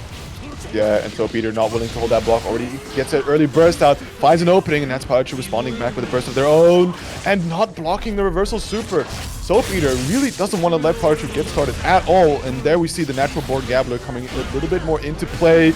Eats a full Hawkbaker, driven back into towards the corner. Man, PataChu cannot get a break from this side of the screen. Yeah, there you go. DP out of stamina, but 100 meters. So yeah, it's gonna be where you mean a just frame. Yeah, but that's discount. I don't think I genuinely seen Pata like not get a just frame in a very long time. Yeah, we're starting to really learn that two-framer. Here we go, pressure being run. Goes for a quick barrier flash. And yeah. I said barrier. God, I played too much. It's okay. It's okay. It's okay. Oh, they're good though. See, that's the good part of playing mainly just the old new game. I don't have to learn different names for stuff. It's still a fair. I'm just conditioning chat to play Blazblue. That's all. Here we go. Nice, strong opener for PataChu. Slowly working back on that burst gauge thanks to the positive beater bonus. And again, see another wall break, this time with a hard knockdown thanks to the super. Burst is available for Soap Eater, so will probably be used for a lifeline here. Finds an opening and just has to let it rip. But like, look at the situation. Pata, yeah, exactly. Just mashes out on those minus frames finally. Choosing the fastest option with that 2P because before Pata was pressing close slash on that slightly minus. I believe if it's optimally done, it's -1 or 0. Even correct me on that in chat if you guys know. I believe it's -1 if you do perfectly timed card after Volt.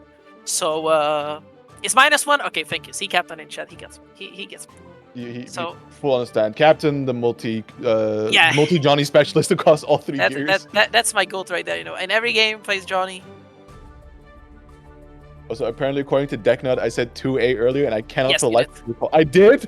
You did. I was like, yeah. Oh my goodness. What can I say? Peak game.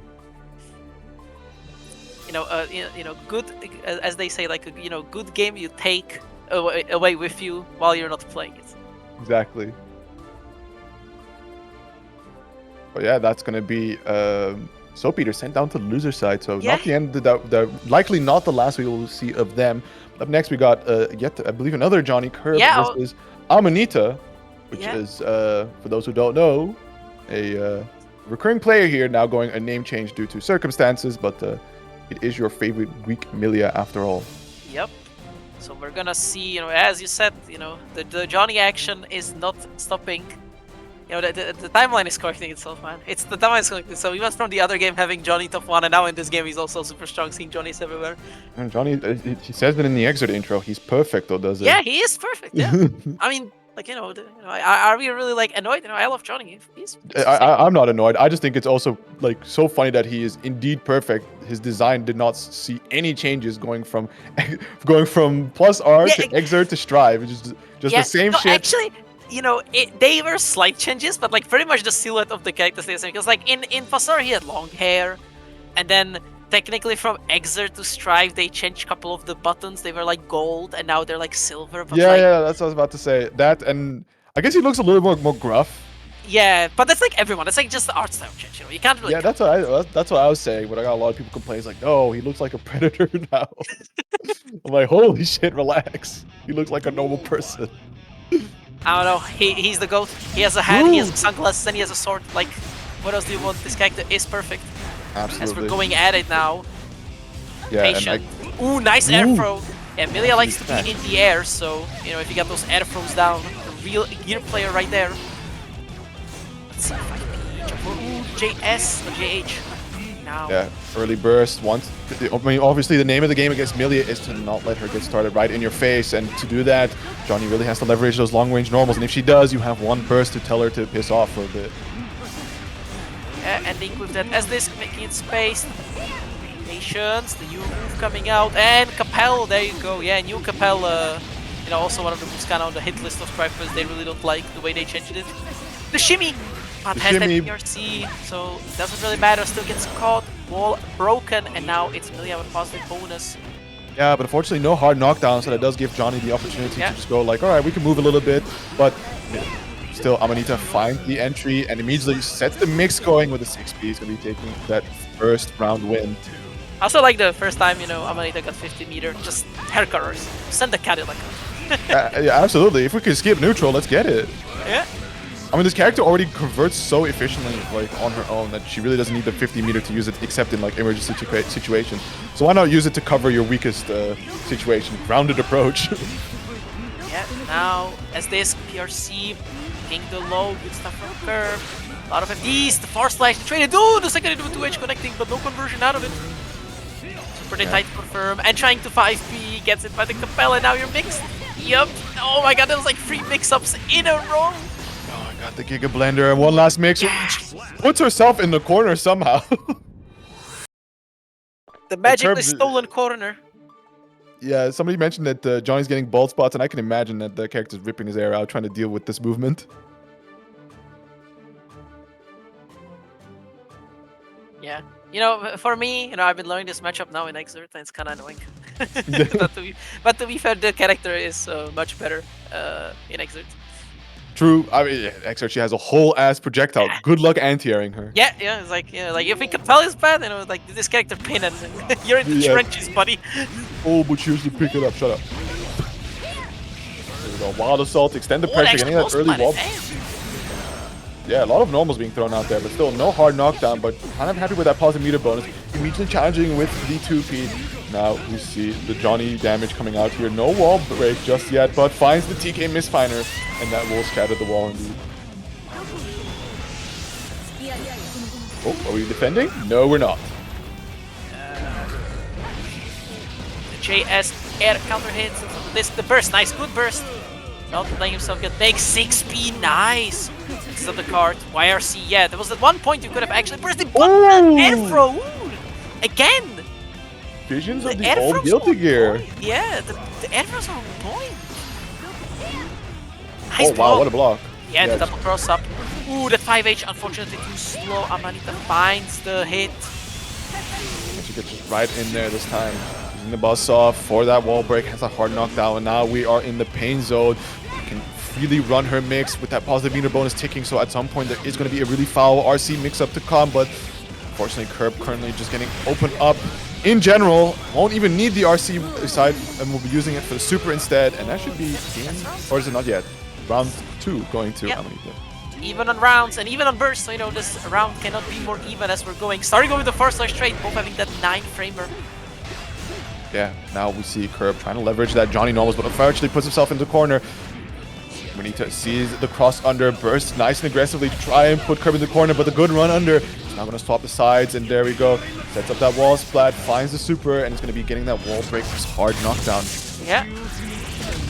No, you know, almost 50 meter, but no YRC still, so you're going to have to eat this mix. Slash 5H, miss cancel, 5H again. Oh, open up by the low card, yeah, probably trying to guess high, you know, that full slash, that DK Misfinder is available. But unfortunately, guess is wrong. And so you thought you had mix. Yeah. It's not an exclusive affair, no. Johnny can indeed mix you up in a lot of situations, and you just have to be careful for it. So now, 1 apiece for both players. I think Kirb is starting to find his footing, or their footing a little better here. First game went confidently to the side of Amanita, but I think starting to remember, like, oh yeah, this is how you play against Millia. Yeah. Yeah, it kind of makes sense, because, you know, Millia is not a really common character. And she also requires you to play very specifically against her, so... The sooner you wake up, the better. Oh, but this bad moon, the 2S connect, I think that was a fuzzy jump catch. Oh, and the D2D finds the mark, mixed low again! Nice, yeah, you hate to see it. You go for burst, and then just like that, you're still stuck in the corner holding this damage, but here we go, Kirb now finding an opportunity. Oh, again? Yeah, there's a low misfinder, so... No, Amanita kind of expecting the TK, but there it is this time. That was clean. Nice sequence. Yeah, Amanita's still consistently going for the high guess, but, you know, Kirb just keeping it simple, just goes for the low always to keep up the pressure, because, you know, even if you guess correctly on that high-low mix-up, there's still strike throw, especially if you do the low misfinder on the ground. You still have the strike throw after, because the card pops. 100%, so there we go. Amanita now taking a slight lead here with that first round win, going for that Lush Shaker just to chip out and push Kirb to the corner close, but Kirb now finding this really long-range combo as well as wall break. Half health already gone, unfortunately no super for the hard knockdown. Still, that's a-okay with that range, and Amanita now forced to overextend to get in, and just like that gets the card, but side swaps, so no wall break, unfortunately. Yeah, it's okay. It's okay. It's fine, you still get the round. As long as you get the round, that's what matters in the end. Ooh, there was probably an effort attempt again, but unfortunately mistimed it. It was just getting hit by a little counter hit, so Spy mistimed the D button. Now hit by the JS. This whiffs! Nice punish. No. Again, it's a fireball, so it has counter hit recovery. So these hits are gonna hurt way more than normal. Yeah, okay, just opting to jump out, but still, it's in a really tricky spot for Kirb to block and finds an opening. Final burst here to try and make it count. Millia does have that lower defense, but I don't think that's going to matter.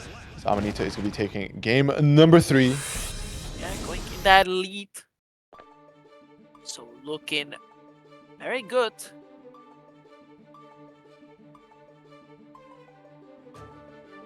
Now, I don't think we're gonna see, I don't expect like a character swap of any kind here, right? Because both of these players are pretty much just like character loyalists, right?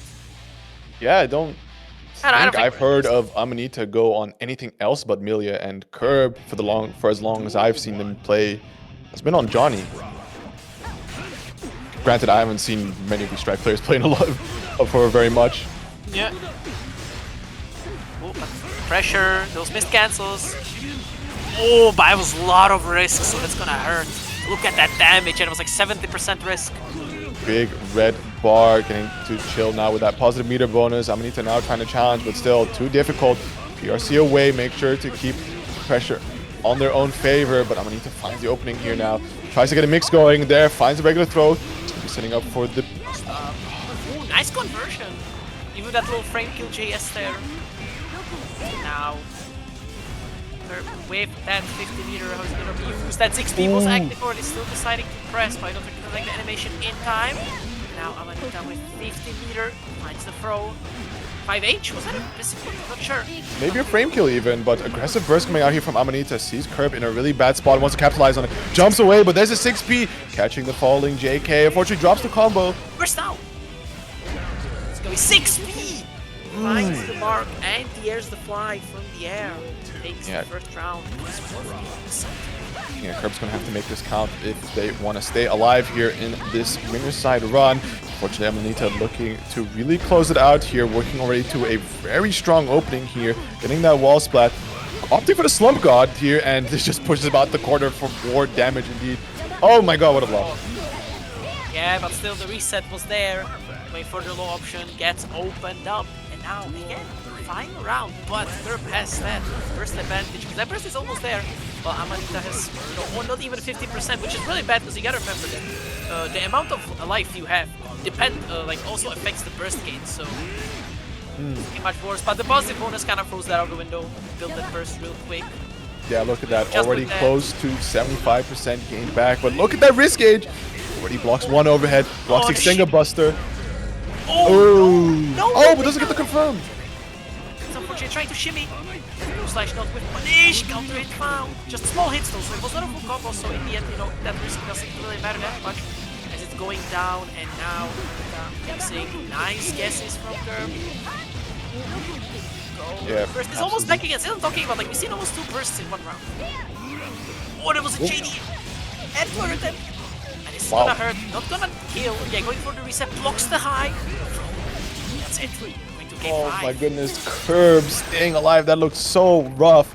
And ultimately didn't even have to use the burst, saving it for the next game. Looking really, really on point here. So we do have a game 5, like you said. And as far as I can tell, it's been very momentum heavy between these 2 players. But of course, one ends up making either the comeback or just simply overwhelms the other and closes out the round nice and clean. But this time, there are no second chances. Well, in loser's side, of course, but you don't want to be there.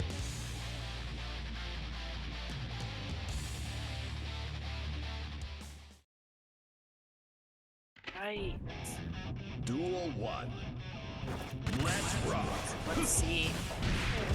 Gonna go JH, no conversion out of it. Ooh, but the 2S again, 2 missed confirms there from Amanita. Will work out, and now Kirb bring the pressure, dash forward, then go slash. Counter Revill assault. That's gonna hurt. Yeah, actually burst the super. So 50 meter wasted and back to neutral. Yeah, although the burst is gone though, so I will definitely happily sacrifice the 50 meter to that. And now still Kirb is in control as Amanita right back in the corner that she bursted out from. 5D connects, tries to break away. Kirb a bit of patience here, but unfortunately just gets mixed up. Great, wow. Like, I didn't even know which side to hit on, and Kirb actually managed to block it. Insane. That was some devious work there, but good on Kirb to get above that. Stuff, alright, but Amanita again finding that ball break. It's not gonna be a hard knockdown, so we're going back to neutral path. Also, bonus glow slash anti-air. It's gonna hurt. Yeah, into the super. No! Oh! It's okay. We're going back again. This is gonna be a wall break regardless, but look at that. Full burst gauge and full tension gauge. You have all the fun in the world, all the Vault Assault, all the burst, and already done. Oh, and the burst too. In just one interaction. Out. PMF. See, that was the Xrd right there, the anti-air PMF. That was nice. That was the exit closer, and that's gonna be Kirb taking it 3-2 over Amanita, continuing their winner side run, sending Amanita down to the loser side. So this won't be the last that we've seen of her, but unfortunately, you know, gonna be on her last leg here. Yeah. So that means that Pata is continuing the gauntlet. Yeah. Of Johnny's in that winners finals, as we are still waiting for our losers top 8 matches, apparently, at least if my challenge is correct. Let's see, it seems to be the case. Yeah, so yeah, so, we you know, are indeed waiting for our top 8 to be but, concluded on loser side. You know, that means you know what that means. We means that we have that match arena. We have those 28 codes of. See, I didn't claim one yet because I was eating before this, so I'm gonna claim one right now. So I'm gonna show you how easy it is. And while I'm chilling, I'm gonna claim a code. So for everyone who doesn't know, Matcherino, a nice little site. You can just open link in the chat. You sign in the top right corner. You claim a code, and that's it. And the best part is, you don't even have to make an account. Like, you have a Google, Facebook, Twitter, Twitch, Supercell ID even for all you. Was it Clash of Clans, right? I remember you telling me. So yeah, Supercell's Clash of Clans enjoyers or yep. Finnish people in general. So, you know, even you could probably claim a code while your base is getting rated in Clash of Clans. So, you know. Real. Like, one code claim is honestly not going to make all that difference in your base rate. So. Well, there you go. You can use your account to, you know, at least help someone out. Well, if you cannot help yourself out, help others out. Because you see this action they're putting on, right? Like, this is some sick gameplay we're seeing. Just these 2 first games of Winners Top 8. So, you know, support the players. You'll see Ace. You see, I claimed the code while I was chilling. See how easy it is? So support those players, claim those codes. 27 codes remaining. We have $30.75 in the prize pool. So you already have a top 2 payout. So the winner of our winners final set already has guaranteed some money. So you know, you already know it's gonna be Pata or Kirb. So you know, support them. You know, claim those codes and give these guys some love because they absolutely deserve it. You know, these brackets do go on for quite a while. I don't think also that's a thing a lot of players realize. Is that if you go far into a bracket, these brackets are like 4 hours.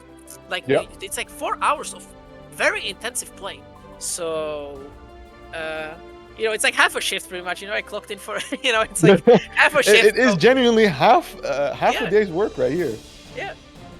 So, you know, support these guys. You know, you can treat it as technically as a job, right? So, support these guys. Give them the love they deserve as we are still waiting for these guys to finish playing. But you know, while that is happening, we can talk about the potential matchups we're gonna have. So in the losers top 16 right now, we have Angel versus Jason. So Angel on that layout. Jason, I have no idea what he is playing because Jason is a man of many talents, and one of those talents is playing every single character in the video game.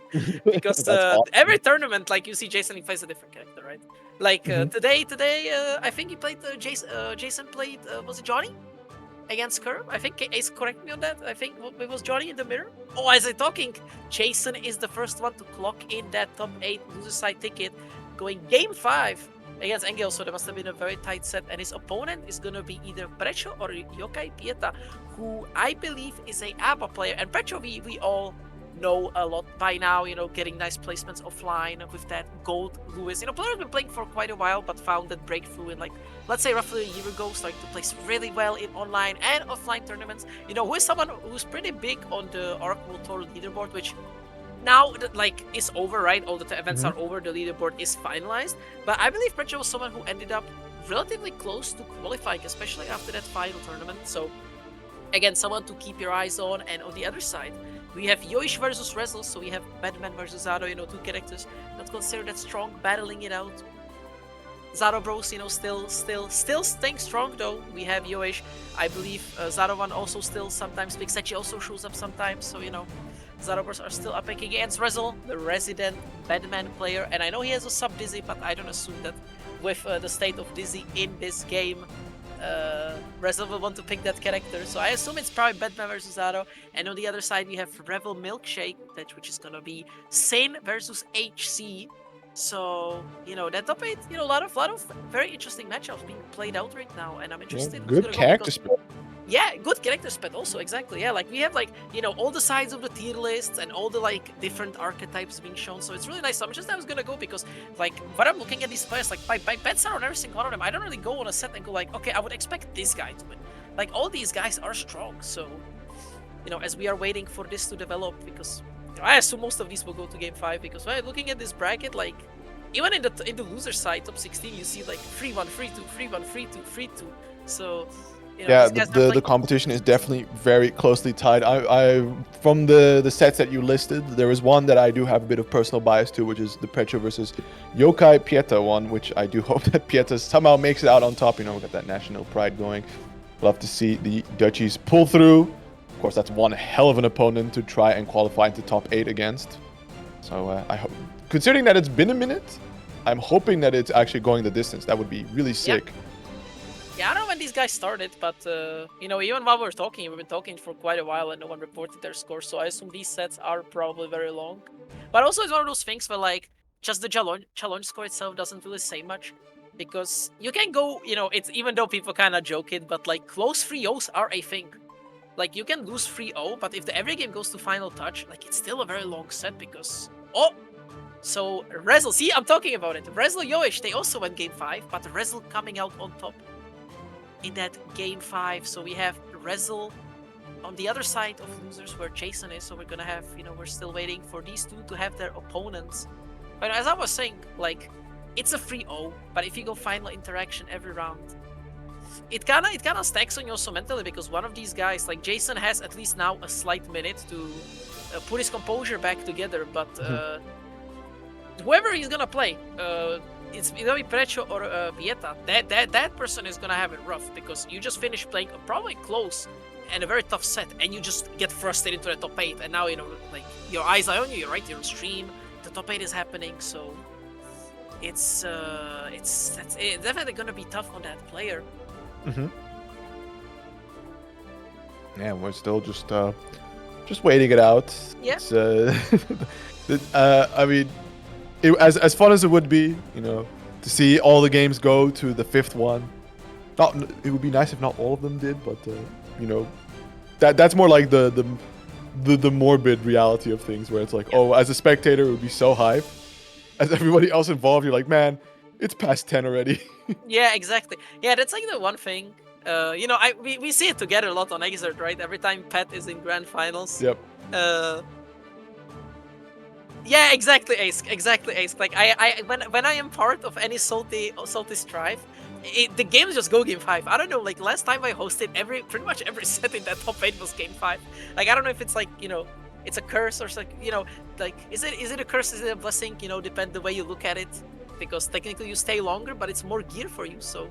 It might be sort of like the internal motivation of like, oh my god, Ratchet's on comms. I need to be blessed by his voice. I need to make it into these streams. I will fight like I never have in these brackets, and I will take it to the grueling final round if I must. See, if you want to be blessed by my voice, tomorrow, Xrd. You know, you know, a shameless shield, but tomorrow, you know, every week also. It's very nice also that we have the 2 gear games like back to back. You know, we go from like Strive Monday, then Tuesday, and Xrd. What's our Wednesday? Huh? Yeah, we're going back in time one every day. Yep. I will work a 9 to 5 for. Can't wait for Guilty Gear X Friday. I mean, right now on Friday there are the Virtua Fighters, right? So. Friday currently has been overtaken by the 3D bros. It's true. I don't think there's and also that's kind of funny. Like, kind of realized. Friday is Virtua Fighter. Saturday is Tekken. You know, the Salty schedule is kind of clean when it comes to that. You know, we have back-to-back, like, the games. Like, you know, that are kind of related. That's true. It's interesting seeing Virtua Fighter come back after such a long time, right? The conversation has always just been sort of people looking at Tekken and wondering why is there no further competition for Tekken, like product to product.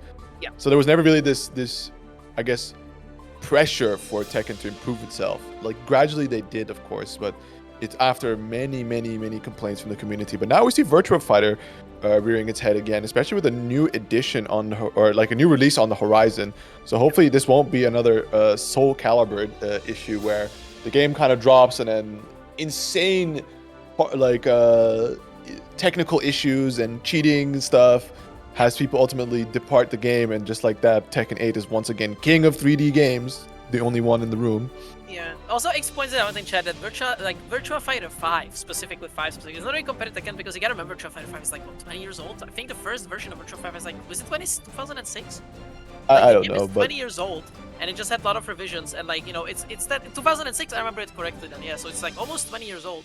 So, you know, like Virtua Fighter 6 is what everyone has their eyes on, right? That's gonna be like the game that will try to go even with Tekken, but it's very nice that the developers are kind of going like, you know, we're trying to warm up the people by re-releasing Virtua Fighter 5 and just kind of show these guys like, you know, this is how rough the Virtua Fighter looks. You know, if you like this gameplay, you know, be excited for 6.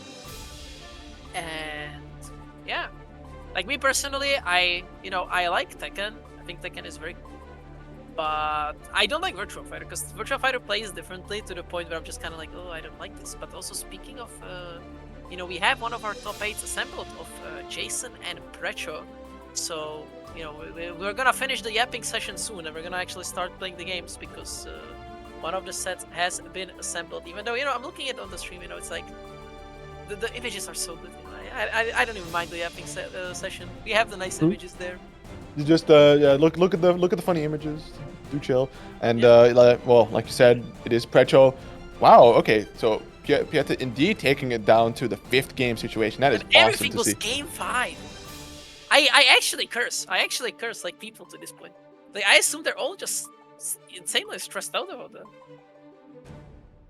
You know, I should be like I should be like, today I don't feel like the strivers deserve it easy. I need to get me on commentary. But we're gonna have Jason Precho. So again, as I said, Precho is already locked in on the station with that Goldlewis. So I'm interested in what Jason's gonna pull out, because again, you know, Jason could be funny, could match it, because just noticed the name. Hello, Precho. Yeah, we're playing jokes with each other. But what character will it be? What are your bets? Because I wonder if as somebody that is sort of the multi-character specialist, would they actually just end up going straight to the counter pick? Oh, it's Slayer. Okay, so yeah, so Slayer has been like the character Jason has been playing the most recently, alongside his like, you know, classic main of Nago. So, you know, we're not messing around, we're going straight into it as we're starting already. Jason. Wow. Finding that instant 2D counter hit. Pile bunker. No, he's... Oh no, the back throw incident! Wow, that burst was really excellent, right? Just to put Jason into the corner, but immediately Jason coming out on top, and now we're slowly being dragged to the other side of the screen. Oh, nice smash. Yeah, checking the cross up instantly. Goes for these mix-ups, tries the throw. Still, it's going to have to go quite a bit of effort to close this life lead that Jason currently has, but you know, Goldlewis just does hella damage and also chips you out constantly. Oh, 6B attempt. Jason with the patience here. He's blocking out for now. RC now. Oh, whoa! That was nice. That dandy step escape. Real slick. Yeah, looks like we see the right amount of patience coming out here from Jason. Precho going for the double Behemoth Typhoon in the air. And you just saw Jason blocking out, no worries. Really good. Nice 6B. Gets the comeback. And now you're in the corner. It's Slayer. Oh, nice. Oh, big counter it. And the burst was there. Yeah, that could have been hurt. It was, you know, a pile bunker definitely coming there. So, good burst. But now you are completely resourceless. While Jason is kind of chilling in that corner. The risk is building up, so if he guesses wrong, it will be a world of pain. Are we going to max risk? Absolutely. Yeah. YRC. Yeah, finally just opting to YRC out. I mean... That was almost that. Confirm connected. Nice. that 6. Oh no, it's still there. Yeah, He oh, finds but it. he's able to find it out now, and just like that, the risk is draining away. Finds another counter hit. You see Precho being eager to claim what is left of the risk gauge. He's able to find a 2P mash, RC for the extension to just close it out, and that is Jason. We're taking game 1. Can we talk about Jason's defense? Like, Yeah, it's insane. He won off of down backing in the corner, which is a thing you don't see as much in this game in general, and especially from the players, because most people who play this game really prefer more of that active defense, just taking decisions, fuzzy jumps, fuzzy mashes, fuzzy back throws if you're brave, because that back throw incident is a genuine scary thing. Yeah. Jason just downbacked, and then he took correct decisions and won off of that. So shows this guy's skill. That's a very like politically correct way to put that. That Jason for downbacking versus active defense of the player base. Yeah. And like, look, downbacking. You guys like this guy downback that one. Don't be scared to downback. Yeah, I love me nice. some downbacking. This is a perfect example of it. That sometimes you just need to sit still and observe. Not everything needs a reaction. Exactly. Oh, and see again. That reaction was needed, and the reaction was perfect. That's 6P. Yeah, but even then, right? Like you say, reaction. Jason took a minute, stood still, was like, "Oh, she's jumping." 6P. Yeah, by reaction, I mean actually just looking at the screen, noticing. Using your eyes. Oh yeah, like Novel idea. Ooh, wow, big confirm. Oh, didn't get the ground confirm, was too far away. Big counter hit. Yeah, a bunker into the super, and we have a hard knockdown with a nice chunk of damage. Goldlewis is a lot of life, and look at that whole lot of red on the health bar. Super. It's gonna connect. Oh, that's a full crank with the. Oh, but it didn't hit the. Did it sour spot? Yeah, I guess it did. We didn't get the extra Thunderbirds flying out. Could have killed there, honestly, but now we see Meteor used to try and escape. Quick P mash to try and find an opening now. Going for the mix, crossing over with the Master's Hammer, finds a close slash on the, I believe, a fuzzy EU throw. Oh, look at that. I respect that. I respect the choice of buttons from Precho, just kind of going for that neutral jump JD. Like the neutral jump JD reminds me of like, did you ever play KOF? And like doing short hops into jump CD, it's kind of the same. You just kind of stand still, you jump, so you avoid people going forward and pressing like 2Ks. Yeah. And you just put a good hitbox in front of you, because JD has a very nice hitbox. Yeah, absolutely. I mean, at the same time, it's tricky, because also, like, Goldlewis kind of wins with nothing happening on the screen, right? The security meter always increasing. And in that situation, Jason did have the life lead, which, he could have spent to just wait it out a bit. But Precho was like, yeah, I think we want to close this round now. Let's try and fish for these hits. Yeah, and now the hit has definitely been fished. This that was coming about 50 meters, so Super PRC is available. Or just raw Super if you believe. And there you go, that JD. All trying to 6-speed them up, but it was a good idea, just unfortunately slightly mistimed. And Jason completely takes advantage of that. Gets the round, nice. So even on games, but slight round ahead. Also no burst, so now if he gets knocked down and has to guess, it's gonna be very round. Wild not assault. Yeah. Ready. Oh, that's a big counter hit. I think that might be a dead Jason. Look at this damage. No, not that. Oh my god, pixel health. If that Typhoon didn't come out and just got a super out, it would have been enough, but now no HP left and just dashes that 6p. And Slayer, one of the characters with that committal forward dash, just cannot break it into a beam. You have to let the full animation play out. I think he's the only one alongside John who have to so possibly, yeah. Again, we see another explosive opening here for Precho. The patience from Jason using that deflect shield to try and push away Precho. Now get a bit of that linking combo going, and oh my goodness, using the super reversal through and getting a throw out from it. Yeah, and now 100 meter. Command grab. He finds one hit and it's over. New universe. Oh, had the RC. Yeah, it got the reverse out. Oh, nice check. That overhead is slightly minus, but it's like -3, something like that. It's slightly minus. And Jason actually for a one time RPSing completely.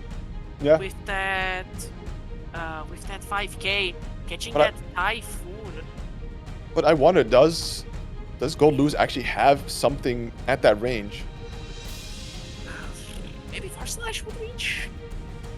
Yeah, but that's the issue, kind of, right? Like, I think the Far Slash is a little slow or something on Goldlewis compared to that 5k of Slayer. -3 is something that I guess Slayer can cook off if your opponent has to like use movement to try and close the gap a bit. So it's overhead is -2, 5k I believe is 7 frames exactly, and Goldlewis Far Slash is 11. So yeah, would beat even Far Slash. Yeah, you would Goldlewis kind of nothing has to press. Maybe 2p would be that like 5k, but like that's a. Yeah, so I guess these are the risks you have to run with your characters. Both players leaving the room, so I wonder if there's a technical issue at hand here. It's over. Oh, it's over. Was it 3-0? Yeah, I believe so. Okay, the scoreboard is completely off. Ace is kind of just confused. Yeah, I was also kind of referencing the scoreboard from Ace. Let's see what the players are reporting. I believe it was a 3-0 for Jason. I think Ace is just he's old. It's okay. He's old and tired. They give this guy a break. True, working every week except when he's deathly sick to make sure that these salty brackets are running, and especially with all these players and all the technical issues to happen. It's already filled out, Ace. The players already filled it out. It's free. Wow, okay, so Jason. I thought we had one more game ahead of us, but... no. So that's going to be Jason versus Amanita's later, but first we're going to be having Resil versus Revill. This one is going to be a tongue twister for the commentary. Yeah. That's a good mix-up. Also, side note, Brussels Challenge has got its dates announced. Ooh. Yeah, it's going to be in May, 17th and 18th. Damn, That's right after our event. Sad.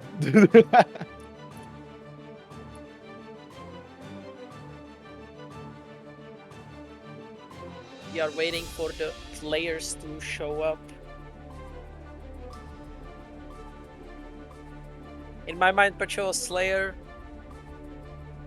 I hope Precho doesn't read that, but I assume Strife players take it as like insane slander.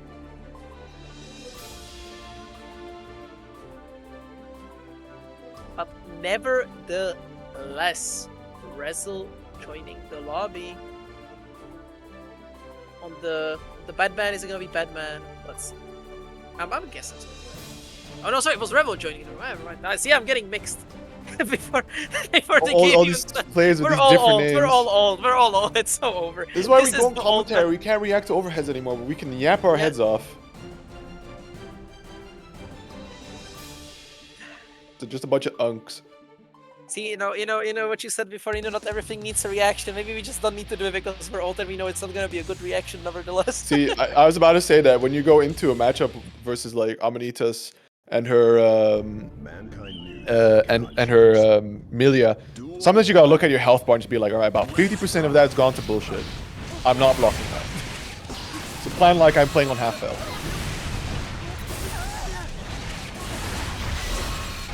Sometimes you just give up and you mash back forward. Oh, here we go. Already, wow. Explosive opening here for Resil. Making it a bit hard for Revill. Man, this is gonna suck these things. They're legit, it's just like one character difference in amount, and then yeah, you get the point. But here we go. Revill now, pressure on against Resil. Him trapped in the corner, tries to use the bedfall to get out, but good PRC, gets the opportunity to Hawkbaker. Who said you could leave? Get back in there, but immediately Resil with the patent pending mash. Slash. Oh, actually, Beyblade anti-air.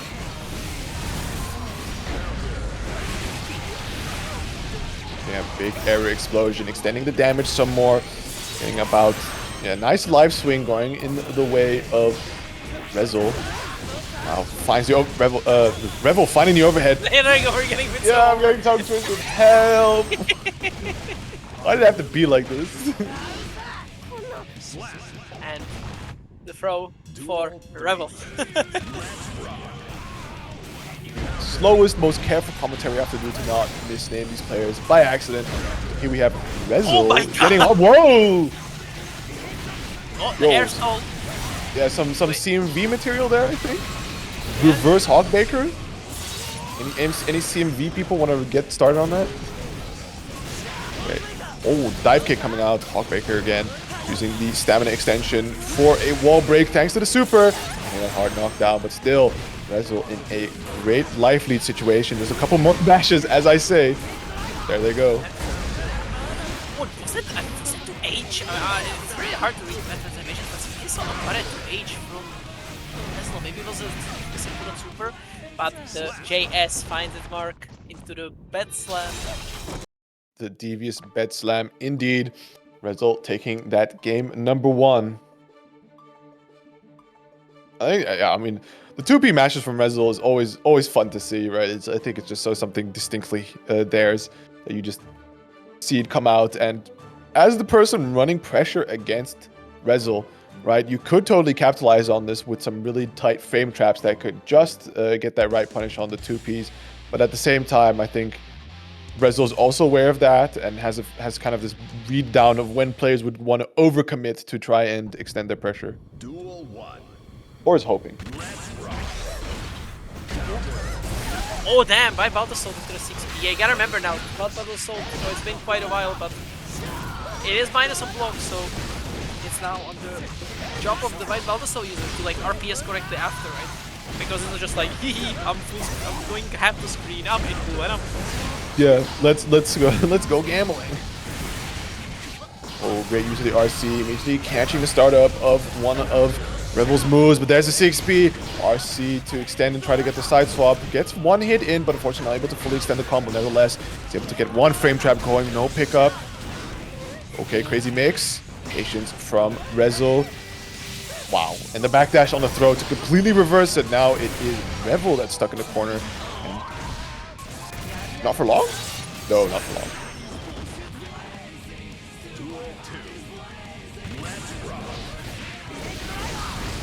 The hit though, and that is... No, doesn't get Elkan. I don't think that was a reset. It was like a frame kill Elkan, or if it was just a drop combo. You will never know, but Revill still in a very fantastic spot, right? In spite of the drops, Resil was stuck in the corner and immediately was able to find the next combo into the super for that hard knockdown. And now working on tying up the rounds here, and I believe we're going to be seeing Resil hang on to that burst for the final round of game number 2. Far slash, nice with punish. The instant burst. Trying to focus a little bit more on that zoning aspect, right? Sending the arrows out as well as the nail. And Revill having a hard time to try and approach. Yeah, there you go. I mean, it's hard to approach because the JS is a good button. They also can just randomly decide to go forward and do a JH because we know the hit is so deep, you can't do a 6P, and so you gotta opt for a different ending, like a 5P, like a quick reaction. You can't do like a slower button that has inable because, you know, who cares about an upper body inable if you get hit in your toes? Absolutely, but in spite of all the zoning that Resil has pulled out, one confirm and a throw and another confirm later, the health is completely swung in the favor of Revill here. Now with his hard knockdown, finds the overhead, has enough to find the kill, and Revill is going to be tying up the score 1 apiece for both of these players.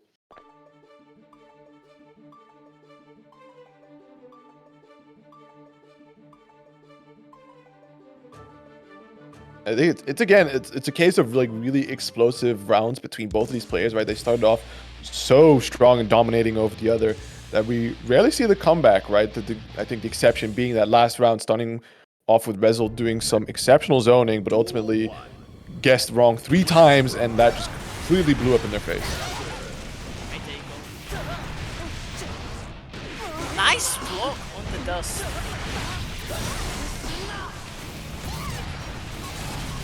Again, talked about it before, you know, hard to approach all these hitboxes and all these projectiles flying around.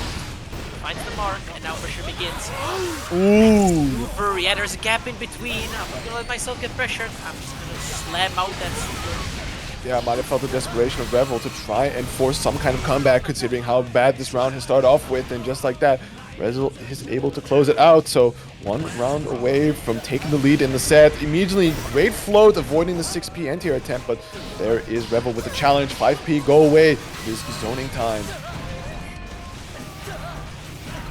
Go, ooh, nice blocks on those JKs. And again, the fireballs, NSxC speed, and now we're back mid-screen. How are you gonna approach this? For the peak, didn't work out. Elkan didn't work out. Run up 6P, didn't work out.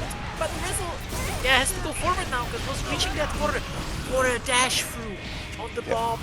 Die smash again! Oh, Yeah, still, despite having Resil locked in the corner, was not ready enough to try and approach and capitalize off the screen position. Now we see that Revill's in dire straits here. Low health, still has that burst available to be used now. 50 meter is the last of their metered resources, but finds the overhead. Stamina for the extension. Even with the wall splat, won't find enough meter back in time for the hard knockdown. Opting to just get the slump. Finds another hit thanks to the mix. Still no meter for the hard knockdown. Resil now with the burst on the table. Uses the 6P, but can't quite get the confirm. 2P gets under. Burst, get off of me. There is some meter on the side. RTL, does it punish? Oh my goodness! God. It didn't kill! What? Precho gave a hard knockdown in all the stamina, it's okay. About the assault angles for the overhead, the 21 framer. These zoomers can't react. Absolutely not. Like and here we go, one round apiece. Either player looking for the lead here, and we see Revill exploding out of the gates here, doing as much damage as possible. a.b.a on the bedfall. Finds a Hawk Baker to interrupt the pressure here from Resil now, trying to drive him towards the corner. 6P. Oh no, sorry, close slash. Finding the jump in. Now pressure. Kinda tough to do this, but then YRC into the angles for the extension. Again, out of stamina, but finds the throw, and now he's stuck in the corner. Dashes out. Beyblade gets broke. Has to RC to make it safe. The defense, the backdash. Yeah, but still pretty close between both of these players. But we see that Revill is able to aggressively push. Wow, that backdash, avoiding the bedfall. Immediately get the punish now. Not enough meter for the hard knockdown. Still, Wild Soul's right back in after the deflex shield. Finds another opening. But thanks to using that RC, doesn't have the meter to find the knockdown. With a great life lead situation. Yeah, now he gets the DP, and I believe that's it. Yeah. That will do it. And Revill is going to be taking the lead. So one game away from completely eliminating Resil from the bracket. But, you know, considering trends, we're likely going to see a game 5. I think. Yeah. And although, like, again, you know, it's been going very back and forth, so it will be kind of, you know, bouncing back and forth. So now it's Resil's turn to take the game. Make it. I don't know. It's yeah. I mean, if trends are to believe, that would be the case indeed. But I think we've seen a lot more a lot of solid comebacks coming out from the side of Revill, right? Really disastrous starts and ultimately, whoa, bravery on that backdash. Nice backdash. I feel like Revill in that last game definitely kind of figured out how to stop the zoning, because you see Revill way more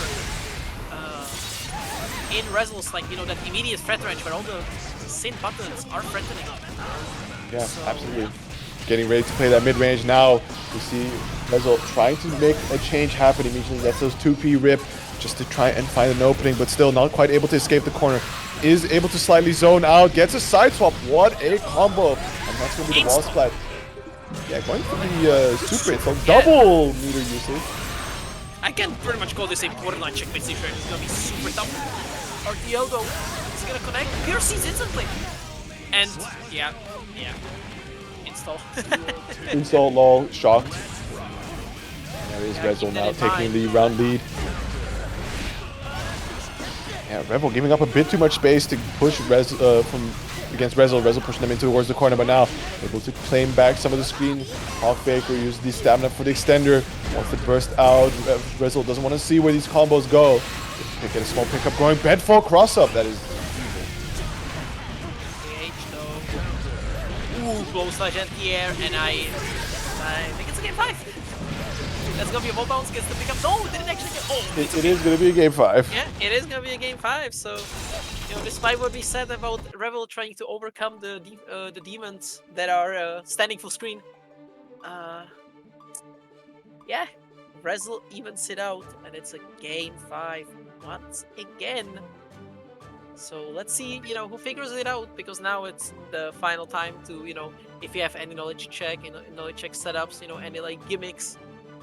And now's the time to use them, because you don't have time to figure them out and adapt. Yeah, absolutely. That's a one thing I genuinely don't see that many players do nowadays. They usually either don't use knowledge checks and either just like play solidly, or they do them too much. You know, I kind of wish we had. You know, I think we lost the art of knowledge checking final round, because I think it's very funny to when you see someone win that way. Just get like you're in the final round, final interaction, and the opponent just hits you with like the most like, oh, but did you play this game 5 years ago? Oh, you don't know this setup? Well, hold that, you lost the round, go back to Wizards. I mean, I think it's a very dependent response, right? Because like at the same time, some knowledge checks can put you in a really tough spot, Yeah. and with so much on the line, you'd rather just, you know, play it clean, play it simple, lest you be called a scrub on Discord. Currently, Revill struggling to find the in here, and as soon as he gets close, he usually gets clipped by the jump slash.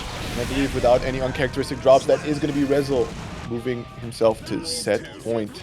It genuinely feels like Resil intentionally leaves a gap in the projectiles, just like, here, run into me now, run into me now, you run into my counter. Just gets blown up. But now, 5p whip, into that throw.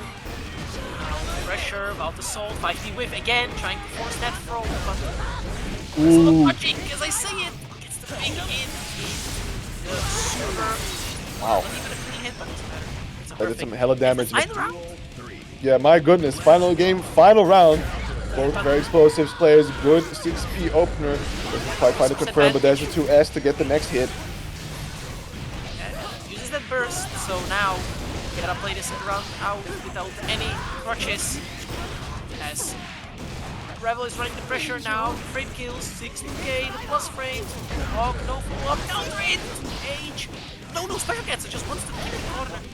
No splats around here, 60, and Resil escapes, but into another corner. Stage is very small, and I believe that's gonna be it. Yeah, gets the 6-8, and Revill comes out on top. There can only be one person with a name that sounds like each other. But is that the case actually in Strife, that certain stages are smaller than others? No, it's also. Oh, it's all placebo? Yeah. It's just probably the way the stages look. But no, this is not. Is there actually a 2D game that does that? Because I know Smash has it and 3D games have it. But is there a 2D there was like a game Teen Titans Flash game that had you like be able to stand up on stuff. It was really funny. I don't think there has been a game, like maybe they've tried, but then they're just like, wait, this kind of sucks really bad. Yeah. Because like in Smash, like rarely do they play a stage in its like default state. They always just take it to like the FD mod, basically, right? The stage that turns it into FD or Battlefield. Yeah. Sometimes you do get like some stages like the what's it called? The Animal Crossing one, which I believe has a moving platform that you can use. Yeah, yes, the stages are slightly different, but even like that's kind of a thing, because I was like learning a bit about Smash because I have like friends of mine who play it.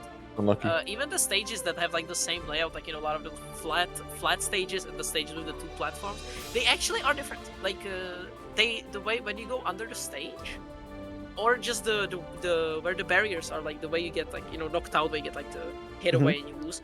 Those are actually slightly different. So even the stages that like look the same are actually slightly different. So that game, you know, like when I watch Melee, that's Melee players are like the fighting game players I probably have the most respect for, because playing that game competitively, like that's such a long time, like Jesus Christ. I think what at the bottom line is, I think we're kind of alluding to the same thing, which was where my point would have gone in the end, is to say that in 2D fighters, the only real thing that changes on a stage is exclusively the length of it.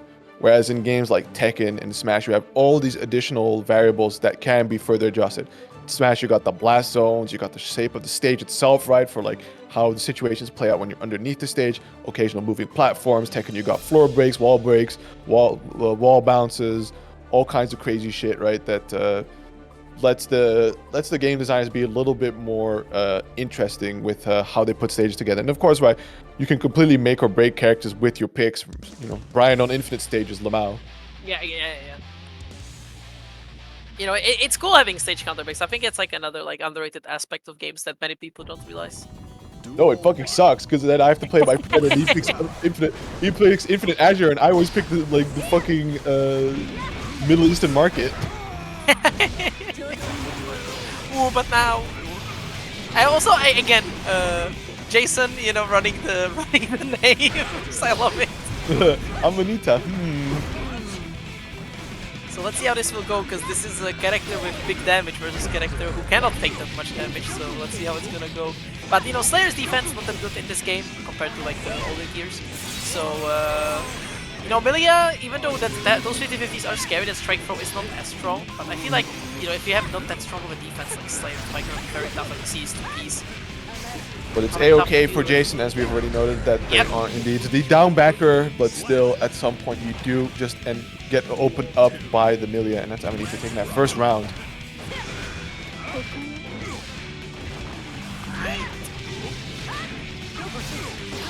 Starting off, ooh, this guy actually has plus, I think. Oh, just that Jason meaty. H, while Amanita is like 2 kilometers above him. I respect it.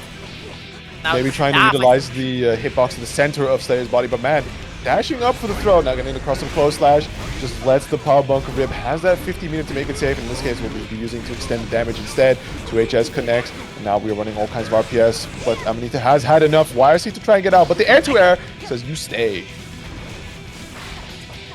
Again! Stay in the corner, who said you could leave? Get back! Again! It's like, all the punches in it, like, stay down, play ground.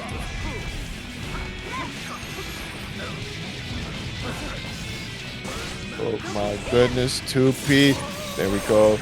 About half health, almost gone here for Jason. Good blocks on the mix so far, but the TK bad moves are too fast and too overhead to be blocked out so far. Oh.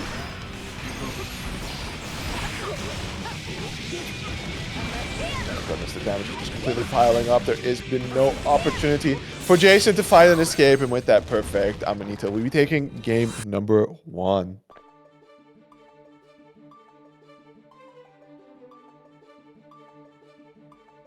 All right, again, you know, Jason, a man of many talents. So is he gonna stay on the Slayer?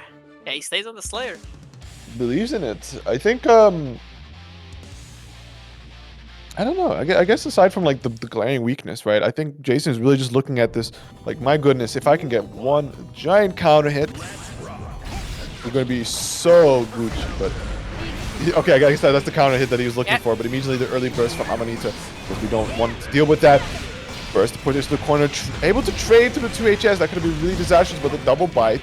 Now, threat of the big counter hit finds a throw after the 6K fade, and there is the low. Yeah. Slayer round.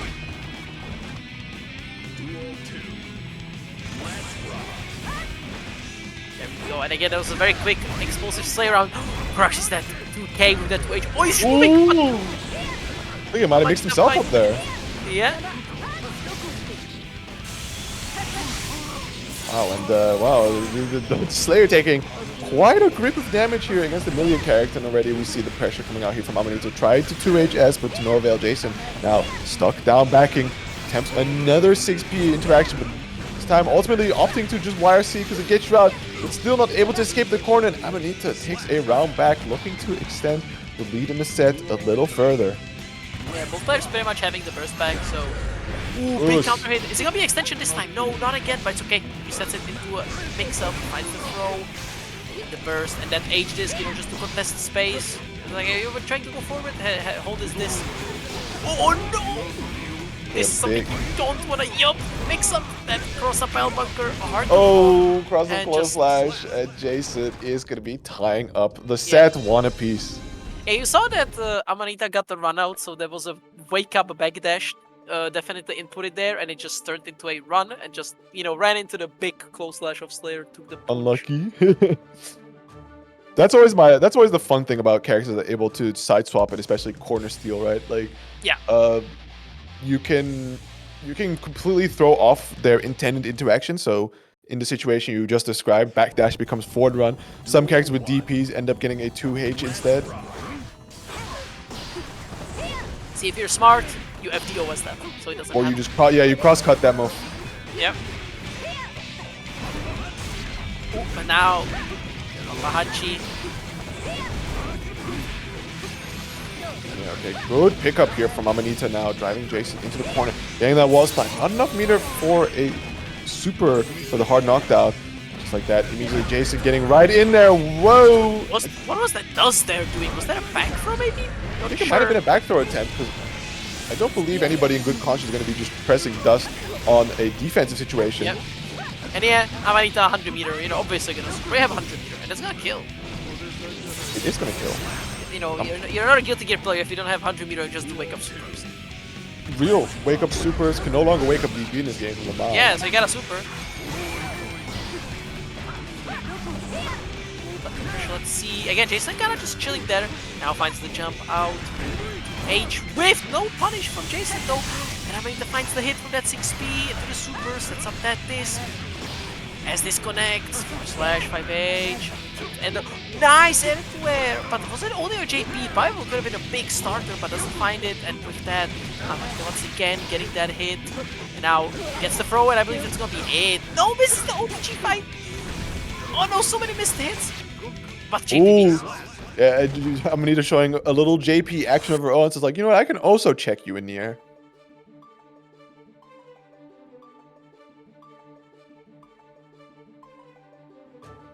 Yes, Amanita now taking the lead in the set, sitting in a nice 2-1 position.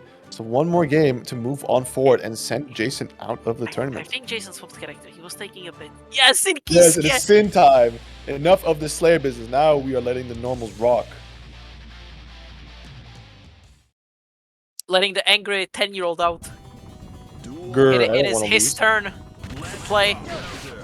He saw the toy, now he wants to be the one having fun, so let's see how that's I think gonna the go. interesting thing we've seen come out from Jason so far is really liking to meet Amanita in the air and use those APs. I mean, it's kind of what you have to do, because, again, air-throws in this game are not as strong. Yep. And so you gotta just kind of opt out of going for the air-to-air buttons. Well, they are at the, like, I think, at the least frame 6. Yeah. Which is still pretty good.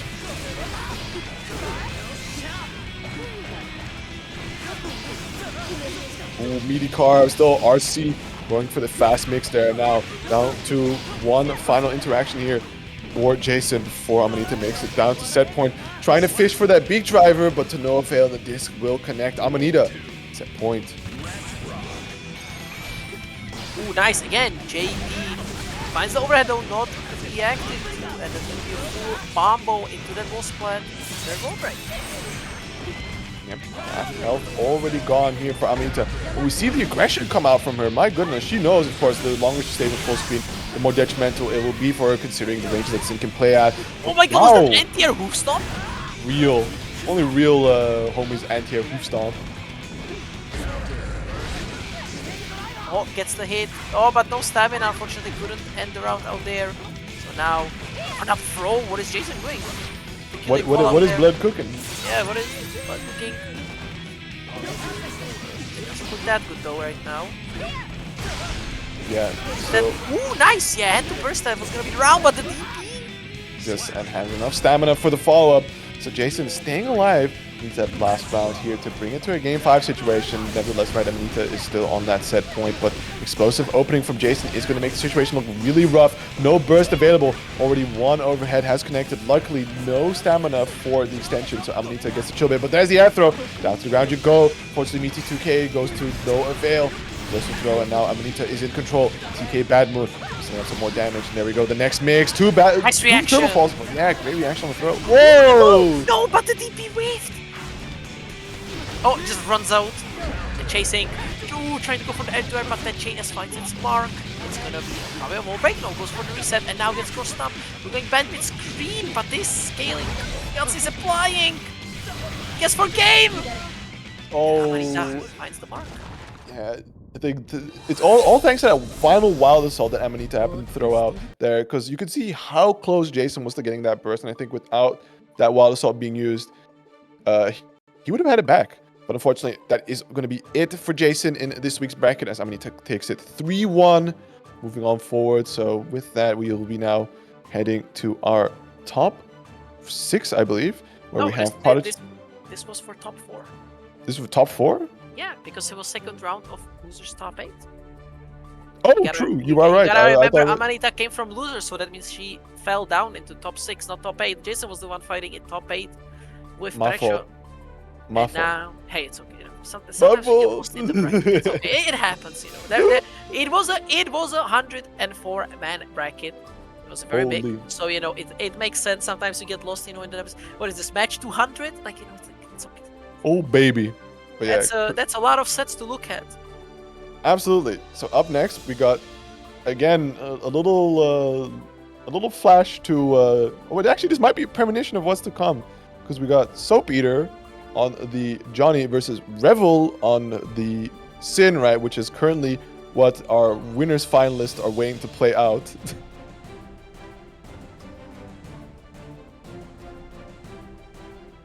I believe Are we yeah, and it's also Yeah. the second time that Soap Eater is going to be playing Yeah. a Sin matchup on stream. I mean, it's funny that we're gonna watch Sin Johnny, and we're gonna be going into Winners Final after this, which is gonna be another Sin Johnny. So, get excited for this matchup, and if you don't like it, you better get used to it now, because you're definitely gonna see it for the next at least 6 games, minimum of 6 games, and maximum of 10. Absolutely. So buckle up. This is the perfect time to mention the usual lines of oh yeah, so you know, game, yada yada yada, depth, yada yada yada. See? 2 players don't play the same character the same way, yada yada yada. See, Ace is spitting. This is like watching us 2 play Xrd. Holy fuck. It's true. I feel right at home, just in the different game. I feel right at home. True. Although, you know, my character is not explicitly power crept in this game. I am. My character is simply your character, but better. True. 2 assets low, what the fuck? But this, like when we were talking, Soap just kind of dismantling Rebel's life bar. Absolutely. And Blazblue, that's going to be half your health gone. It's a hard knockdown, but still, Revill has to be careful here because Soap does have the life lead. We do know that they like their active defense. Right, 100 meter. So BRC forward, catches that air dash back. But that card is not gonna be of use. Has to use another one. There you go. It doesn't burst. Keeps it safe for the next round. Absolutely, both players hang on to their burst here, and wow, good patience. Johnny doesn't have foot invulnerable dash in the game, right? No, that's good. I don't know if he has it in plus R actually. If Captain is in chat, Captain maybe can tell me, but I don't know if he has it in plus R. Maybe it's just a strike. Oh, sorry, strike. Maybe it's just an exit. Crazy mix coming out after the PRC, but now the misfinder stands, trying to see if Revill knows whether or not how to punish, or at least, you know, claim the turn back. But man, using the meter to aggressively set up for mix-ups. YC is going to connect. Beak Driver will find its mark. Stamina for the extension. Going to cut it down short to 1 final stamina meter. Gets the trade, but unfortunately drops the combo. Just like that, Soap Eater taking the opportunity to quickly move away, but there we see Revill not letting up on the gas, immediately trying to close the distance. But Soap now in control, but the Elk Hunt. There was a good idea from Soap, but unfortunately it's just because how the game works. With punishing that Hogbaker extended hurt box, do that far slash, and then go into the Valdasol, but because it's an extended hurt box, you know, you're way further away from the opponent, so that Valdasol just whiffed. Which was like, you know, nice footsies, but the wrong selection of moves. Nice footsies, but alas, peculiar muscle contraction. Yep. Or not, it's the wrong way around, but nevertheless. Big opening here for Soap Eater with peculiar muscle contraction, but alas. But you know, it's okay. Okay, that's a whole lot of red there. That's a whole lot of damage. TK misfinder, sayonara. Soap Eater takes the first game. That was a guess. The moment that Valdasol got blocked, you were guessing, and you guessed wrong. As you know, it's a 50-50 chance. So sometimes you just guess the wrong way. Absolutely. Here you go. Game number 2. I mean, Jason by asking, it's gonna be Slayer.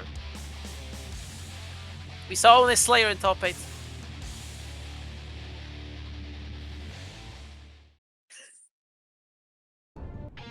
True.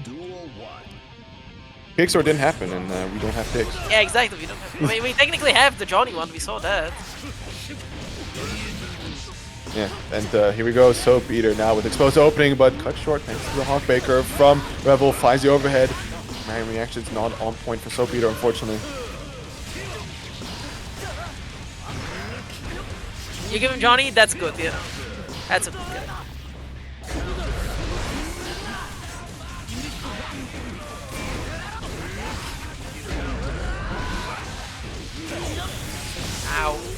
Ow. Yeah, ow. Yeah. Ow is correct. Super! And... Jay, what is his name? No one will ever know. Just Only know the first Jay. letter. Maybe it's Jimothy. Maybe Jeffrey. Exactly. And Senka. And Senka. Maybe it's Jason Thomas. Yeah, maybe it's Jason Thomas, yeah. Can he get a second super where he writes a T? That would confirm the allegations here, but Yeah. yeah, Soap just completely in control, occasionally eating a hog baker, but no issue, right? Just hold a bit of defense, YC to get out, while the Salt extend the pressure some more, finds a 2D, sets up the card off of it. Guard crush, press frames, and a nice tick throw.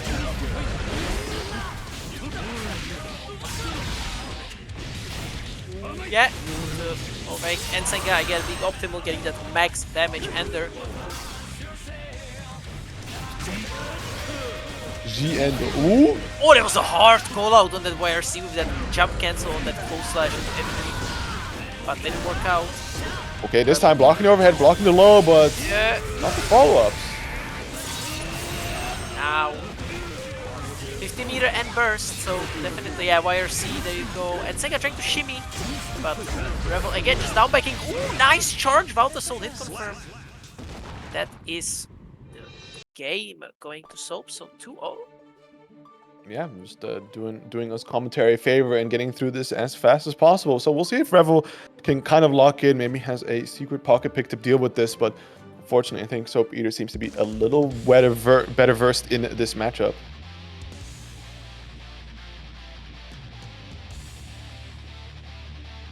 This really is like watching Ratch versus Yurker. It is true. It is really true. Let's see Ratch hop over on Blazblue. How about that? See, I uninstalled today. You uninstalled today? Today's the day I officially gave up on the game. Damn, we didn't even get to play. This is so cringe.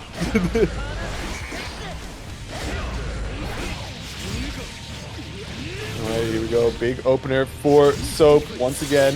Nice half health already being dealt. I guess didn't quite have enough meter. Maybe could have tried to frame kill a little bit more to build it up, but nevertheless, right, we move. But that's Revill now coming for the vengeance. Finds a wall break of their own with this time a hard knockdown to boot.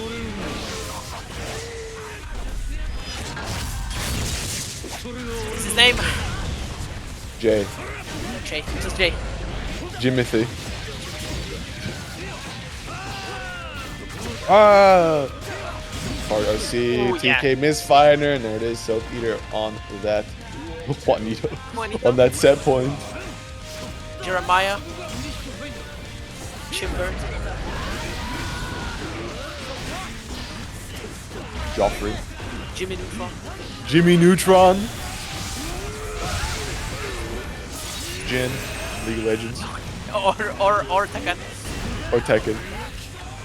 Or Blazblue. Or Blazblue. See, you don't even know your game. I can't believe it. You just go to bum character. Okay, I see for the extended pressure nice overhead. Blocks. Good reactions from Soap. Yeah, no, they have to kind of lock in here. Definitely doesn't want to take it down to a next round. Good spacing on his misfires. Immediately closing in. Big Asenga Buster. Cutting the combo short. Finds a card that missed input. Jimmy Neutron. Yeah. Jimmy Neutron. That's a classy. It's just like...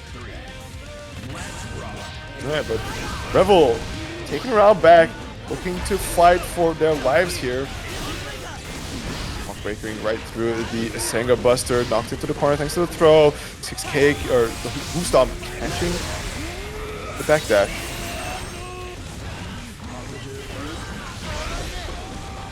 Oh, drops it. No, oh, no. This is how it begins. This is how it begins. But yeah, and I like immediately using the misfire to like back away, right? Like again, once the bait out. Whoa! What's next option? Oh, nice 2K. Gets the confirm too. Oh, but it was a full split instantly. Damn, didn't expect that. Yeah, now they have to be careful here. Crouching under the 5P, just blocking out so far. Oos! Yes, good nice. use of the RC to see what happens. Nice throw tech. Oh, the oh! Ah, they get stacked and a far slash. That was a really nice sequence though. The spy was going kinda Scrabby there, it was still pretty nice. And It was a Rev- little bit sussy, but Yeah. That was a good coming out on sequence. top. I mean, the pressure opener from SaltyEU was so smart because, they knew that Revels was looking at this hell situation and being like, well, I mean, like, I could probably take one DP punish, so let's let it rip. Because ultimately, the opponent does have to find an opening to try and close the round out from the life deficit that they're at. And the way SaltyEU just did it was like card, misfire, backdash, let it rip, guard crush, go back in, right? Some Bluetooth Oki type shit. I love the Bluetooth Oki, it's so simple. It's so safe, it's so mindless, and you just kind of sit there, pat your belly, job well done. Ooh, but the burst. The kind of greed they wrote about in the Bible, right? Pressure without consequence. 6P! Close the. Oh, it's gonna hurt. You're gonna just see super. Yeah. So the card. Old Keep IK. it simple. Old IK, man. I remember when they talked about adding IKs, but that's a fucking lie. Oh Yeah. shit! Here comes the super. And the Corino SD. Where is it? Where is it, Ice Cat? Where's the J? Oh, just got hit by the missile. Jubei. Hey, Jubei, yeah. From Blazblue and Persona. Yep. No, that's Jinpei, I think. No, Junpei, that's what it is. No, Jubei, yeah. Yeah, Junpei and Junpei. Oh, great Hawk Baker getting to the misfire. Still SaltyEU in a lovely spot, just sends the card down. RC gets that misfire pickup. And yeah, smart burst there from Revill, realizing that that could be really bad now. I guess SaltyEU just really feeling themselves, constantly vaulting in, card dealing. So shoots out another J. Chat, what is this time? What is his name this time? I read it. John. I read it. It's just John. It's just John. John. Jordan. Jordans. Jordan. Yeah. And that, I mean, Revill's got something going for the Jordans. Look at all these lows. He's Yeah. constantly scuffing these boots. Stop. Stop scuffing my Marco Polos. Yeah. Got punished for it. Enough creasing. Enough creasing. Stop. You little brat. You've had enough. You've creased enough of my fine leather shoes. But yes, that's going to be SaltyEU taking it 3-1. Moving forward to face off against Amanitas for a shot at the losers finals. But I believe first we're going to be heading back after a long wait to see PataChu versus Kirb. Did you have enough of the Johnny versus Sin action? Well, too bad. We're doing it again. Yeah, and also a place where you guys should be heading before we head to the winners final is the match arena. We didn't have it in quite a while. We didn't chill this whole time. It was going over pretty fast. So, for everyone in chat, claim those codes, support the players. Again, Ace, if you have time, flash it on the screen. Yeah, some people watch this stream muted, which, shame on you guys watching it muted. Claim those codes, support those players. Again, I had a long speech at the start. For everyone in chat who didn't claim a code yet, see the link. I haven't put it for you in chat. I saved you that one message of typing it. Even though you see the command, you can do it whenever you want yourself. ! Match Arena. You open the link. You log in the top right corner. Is just it's 4 clicks. As we said before, it's just 4 clicks. You can sign. You don't have to make an account. That's the best part. You sign in with what you already have before. If you type in Twitch chat and you don't claim a code, then I'm kind of like a sad parent, pointing at their child. Yeah, see Ace is flashing. See Supercell, Facebook, Google, YouTube, Twitch, Twitter, Discord, Battle.net, Microsoft, and Line. So, typing in Twitch chat and you're not claiming a code? Like, what are you doing? What are you doing? Yeah, we see you.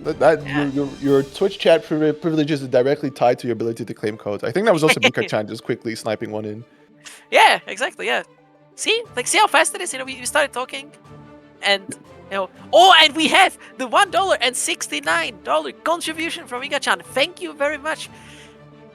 Giving us the added message XD. Yeah, with the message XD. See, come on, guys. We had someone claim a code and donate before you claim the code. That would be kind of take something to heart than that.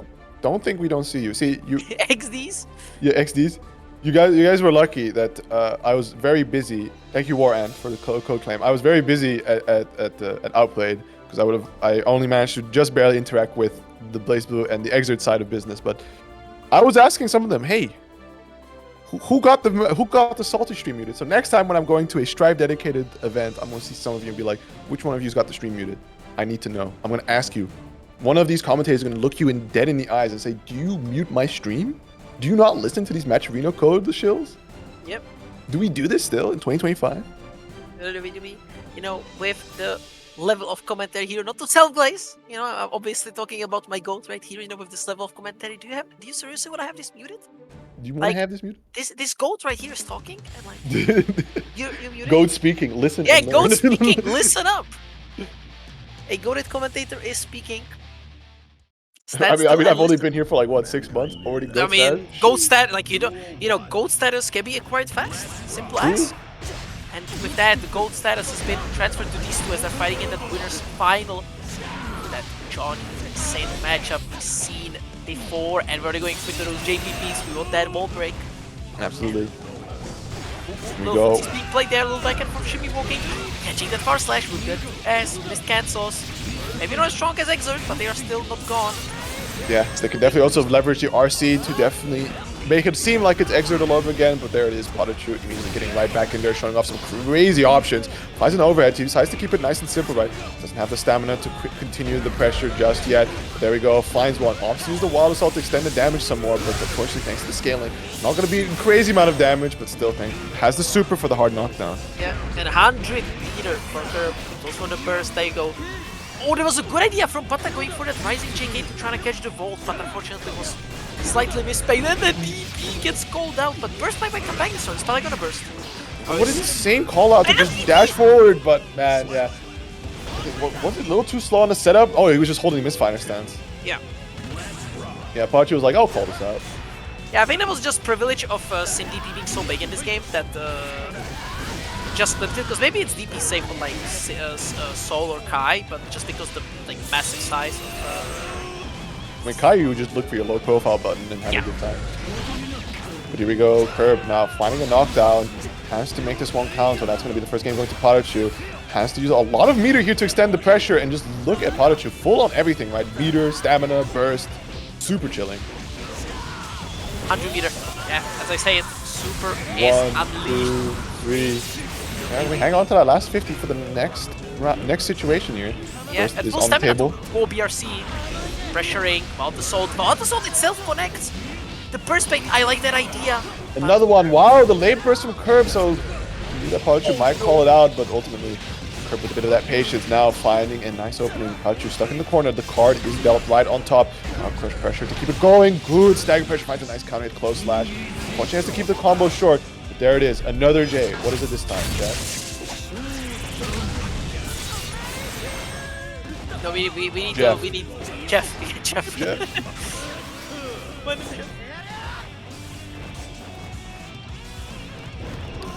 Ooh, run up to H, pierce into the throw. Okay, and OTG is gonna be it. Pata taking game 1 with a very cheeky, just throw out a hitbox, make it safe, throw them. Yeah, I think it's a really interesting way to approach it because I think it left Kirb in sort of an unsure position of like, hey, if I press, will this actually just blow me up by accident? So let's just wait it out and get a casual punish going. And PataChu was like, nope, PRC and Ooga Booga get thrown. Duel 1. Let's rock.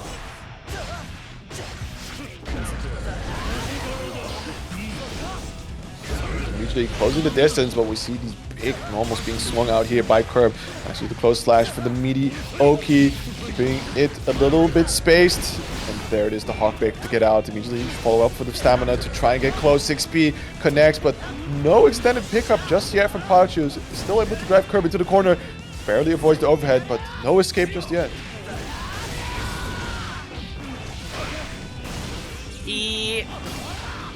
No meter, yeah, they got the meter now. But 100 meter for Kirb, what's it gonna be? What's just kidding. Oh, there you go. Run up through, another PRC. We love our PRCs. Yeah, good use of the dive kick, followed by the PRC to get out. We're mixed, get owned. Oh, the shimmy there, and far slash connects. Alright, very well done here. So PataChu on a very dominant streak so far, looking to extend the lead to go to a 2-0 situation. Immediately, Hawkbakering through the pressure of Kirb has seen enough. Probably starting to understand a little bit. We see the 5P whiffs going over the head and trying to bait a throw response out here. This is some advanced layers on display.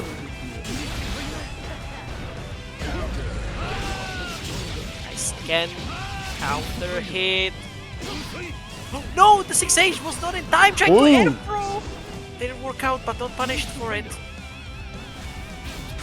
By neutral, never mind. It's skipped. You know, some things never change. Some things never change, but there we go. Some things never change. Just 50 meter instead of 25, but some things never change.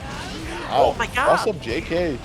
Throw whiff on frame kill. We love Is that a frame? Is that an actual frame kill? That is. Yeah, that's something PataChu has been doing as of late. Just throw whiff frame kills on Oki. That is evil, because it actually looks like you dropped something, so like, you know. Oh, and the hit. Oh no! Oh!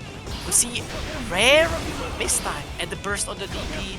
Run up DP again, and the burst win again, Pata. Yes! Oh my god!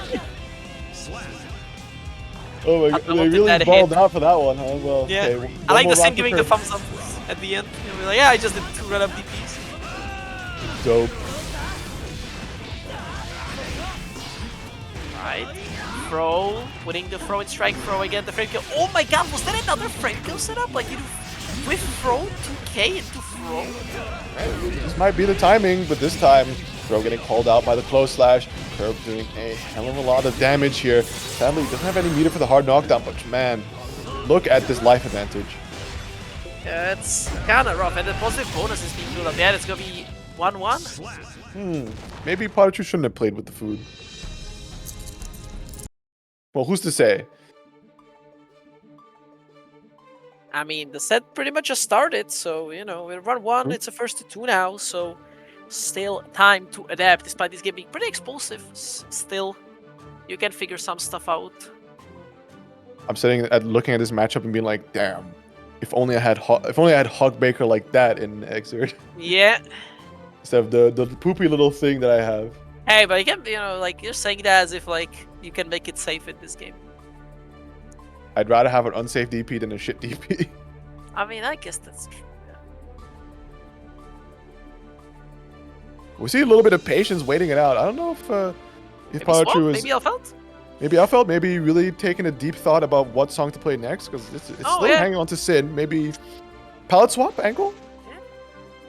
Yeah. Line up any placebo you need to try and overcome your opponent.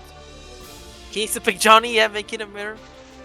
You know, it's the you know, this is gonna be a reference most people are not gonna get in this chat, but it's the Kenny special. You know, pulling the Kenny special, taking a second and changing a song. Absolutely. Duel 1. Hey, Sky, I respect that you want to start Discord with another top 8 image. We already did with Tekken, you know, now it's time for the Guilty Gear 1, get the 4 Johnnies in there. I respect it. Manufacturing hate. I love rage baiting. Yeah. Here we go, Kirb a little bit on the back foot here now, but manages to be in control for a moment of the pressure game. Have to back away now, claims some of that back, but still hasn't been able to really move away from this corner just yet. There is the hoof stomp, and PataChu's going to be opting to use the RC instead to extend the damage instead of the stamina. One more stamina back neutral. JS actually didn't come out, just was on the ground. 6B got blocked, and now you are stuck. RC, there you go, keep it simple. That does. And Pata in the lead now. Burst situation almost even. Yeah, oh, great whiff punch there from Kirb. He's a misfinder now. Sending some of these long normals to talk, but the IBs from PataChu not moving an inch away with JP's. Nice burst. Now Pata with the one in the corner. Oh, the 2S catch, this button is massive. And you know what else is massive? Look at that damage on that combo. Absolutely enormous here. And again, the 2S being utilized very nicely here. Burst is available for PataChu, but even with the super, I don't think he's going to quite be killed. Maybe, actually. It's time for Jasmine. Jasmine? Jasmine. Let's go. We're inclusive now. Oh, something's gonna be, it's gonna be a mid that gets wire seed, another mid, and dash up into that close slash. That looks kind of weird at the end because the smear frames were gone, it just was the sword. Yeah, he just goes like, oh yeah, actually just reverse grip my sword. Nice 2S, currently Kirb really in tune with the timing against PataChu. accurately standing at the right position to just challenge some of these approach tools with his own normals. Sets up the safeguard, and wow, big heavy slash counter hit. Yeah, good burst. That was definitely gonna be a huge chunk of damage.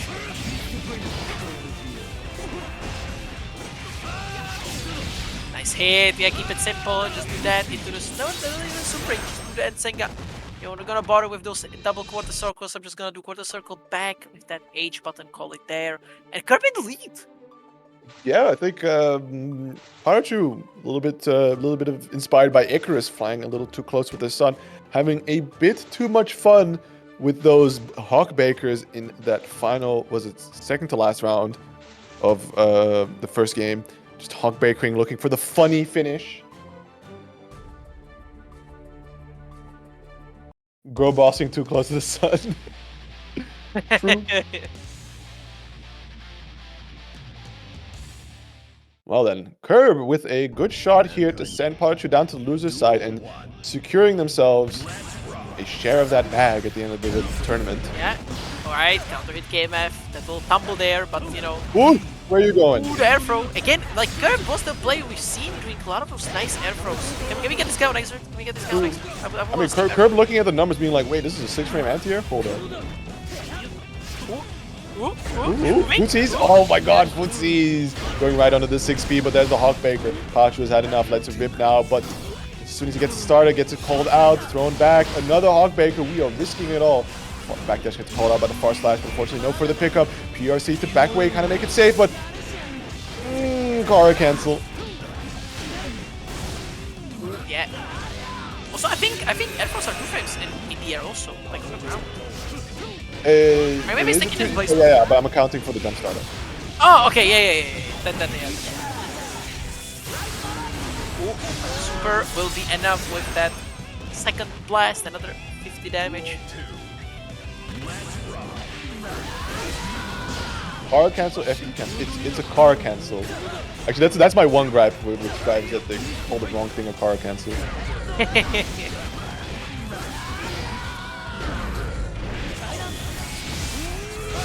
Go, super. Karen cancel. I'm gonna be a Karen about this one.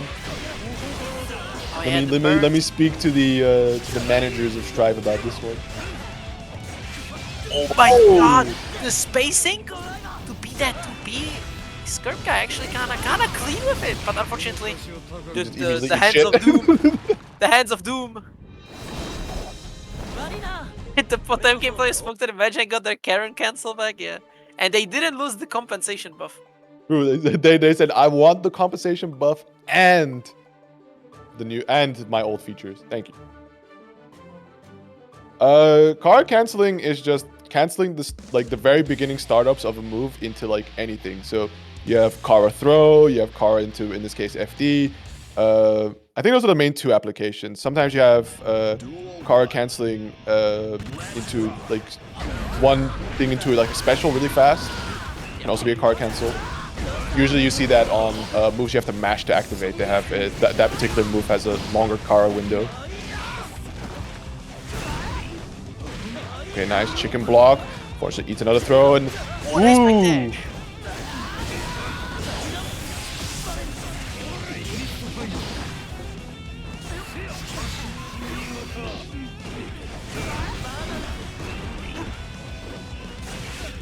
Okay, backing away, letting the far slash tog, baiting out the Hawk Baker, but going for a punish that we a little differently than what we see from Soap, right? Soap liking to use their close slash to call out the falling portion of the reversal. Alright, it's now Jonah. You know, Jonah Jameson? Oh yeah, Jonah Jameson. I want pictures of Sparta. I want pictures of Sin. I want pictures I want pictures of the Kiska family. I want pictures of Dizzy. I want to expose her as the filthy gear that she is. Gears are a menace to society. We need to eliminate. I'm losing my voice to this. Ooh, but no one's getting rid of this gear guy very soon because look at that damage and that hard knockdown.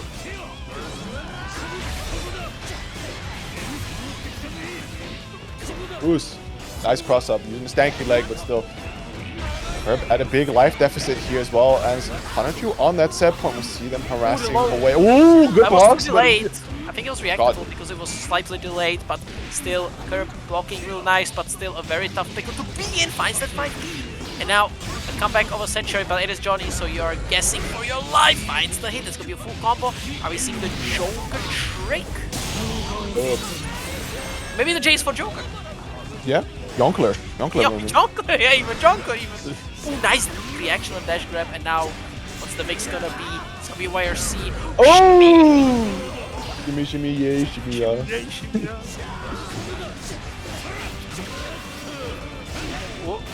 Oh.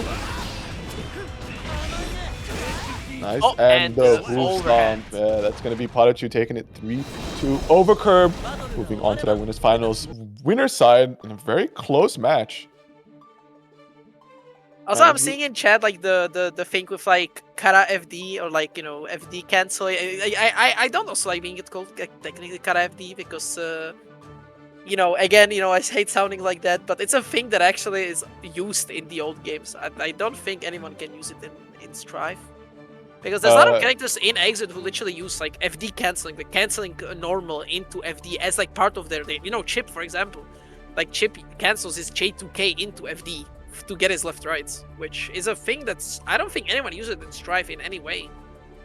Yeah, I mean, it's all very much possible, but in the essence of using, like, Kara is a very broad term, and you can really sort of like extrapolate it into many different directions. And I think that's kind of what happened to Strive, because equally at the same time, right?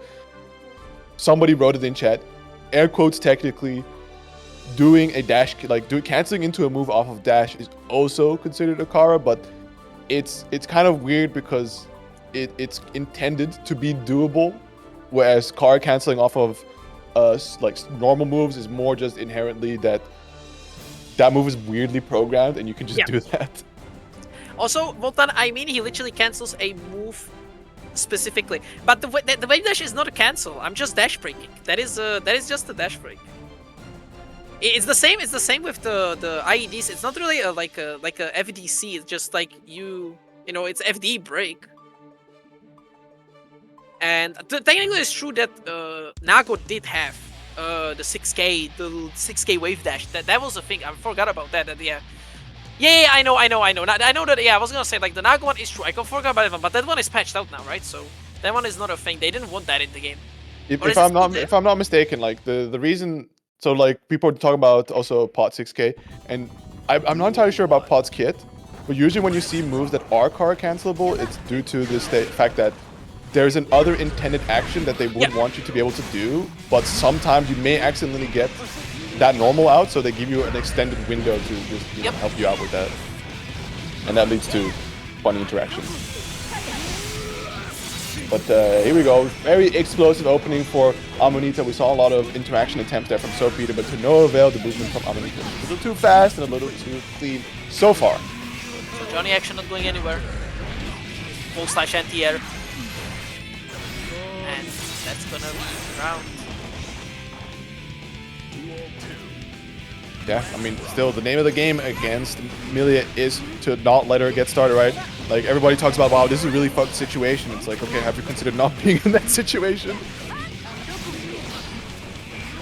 Character very much in essence. We see a lot of FD coming out here from SaltyEU, just trying to build whatever distance they can against Amanita. But now, space control through the misfinders.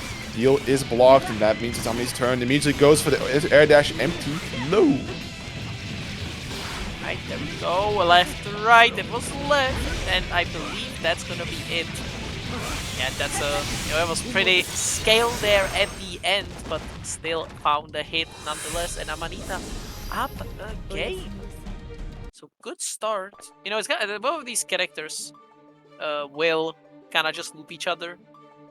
So it's definitely, this is another like a momentum type set. It's just I'm not entirely sure, because like sure when Johnny gets right on top of Millia, it's pretty tough, right? Millia not with her own dedicated defensive tools aside from what the system affords her. But I think compared to Millia being on Johnny's face versus Johnny right in front of Millia, it's a lot more deadly when Millia is doing all kinds of mix in your face, whereas Johnny just throws mid deluxe and hopes that at some point you don't block the 2K misfounder. Yeah. Go 5H as a counter bomb. Interesting choice, but it just got blown up by that 6B. Yeah, that was pressing up for the 6K 6K overhead. Rare. Yeah, and there you go, the hit, and now trying to catch with that 6K, didn't work out. The hit.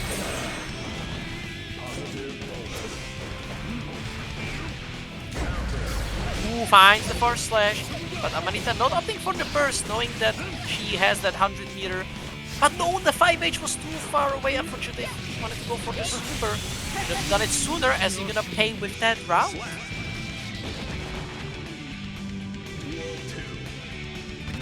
Now, again, Amanita up a game and around, but both players having that burst. Early burst from Amanita. Again, we talked about this, the momentum heavy nature of this matchup. And we see the wild assault coming out. So Peter tries to extend the pressure some more, but unfortunately has to give it up now. Amanita with a little bit of her own pressure. That's a lot of risk. Yeah, bet it all get opened up here. Finds a knockdown, sets it to the disc, and I think, oh, is that intentional reset? Either way, the disc is slowly draining.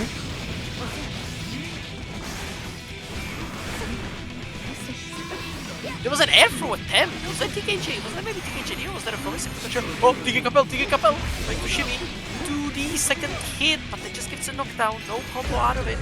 Oh, Yeah. Oh no, will this be enough to kill? Yeah, it is. yeah, it is. I mean, just, gotta be careful there. That's a fantastic starter. Yeah. And unfortunately, I guess in this situation, the only openings that Amanita found were only led to mosquito bites, compared to like just one well-placed counter hit from Johnny. Yeah, it's also, again, like we mentioned it before, you know, the life difference of these two characters, you know, Johnny being really tanky, while Millia second lowest HP in the game. I don't know if they changed it to her having the least, because I read like the changes, maybe Chip has more now, no clue. But still, she is very squishy, and hits will hurt. Ooh, but the super. Well, the only reversal tool, full 50 smackaroos to try and get it out. And now they're quickly just completely overwhelming Soap Eater before they can get their burst back. And that's game 2 going to Amanita.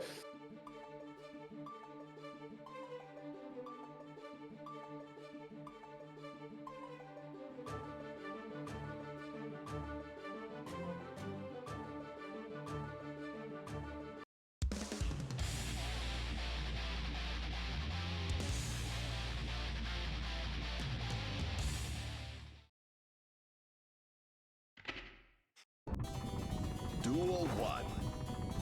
It's time. It's time. Potentially final game. So needs to lock in. Put up a fight, because right now Amanita has been kind of running away with it, so momentum needs to be acquired. Ooh, the GRC there on the minus 15. Ooh, the shimmy. That was rough. No pickup, no. It's okay. Just reset. Oh, that was fast. I blinked. Yeah.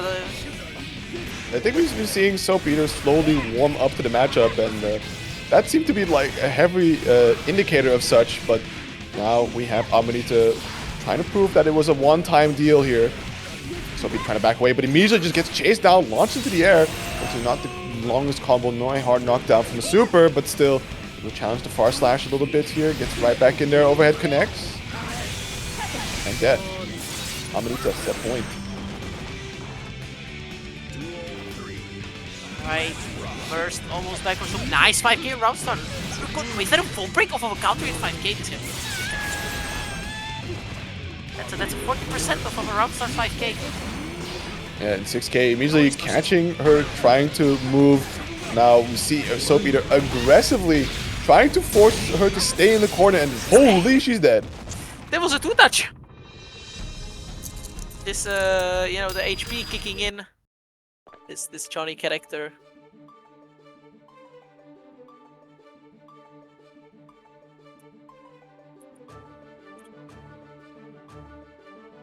This Johnny character. I mean, I think it's any character that has fantastic damage off a counter hit.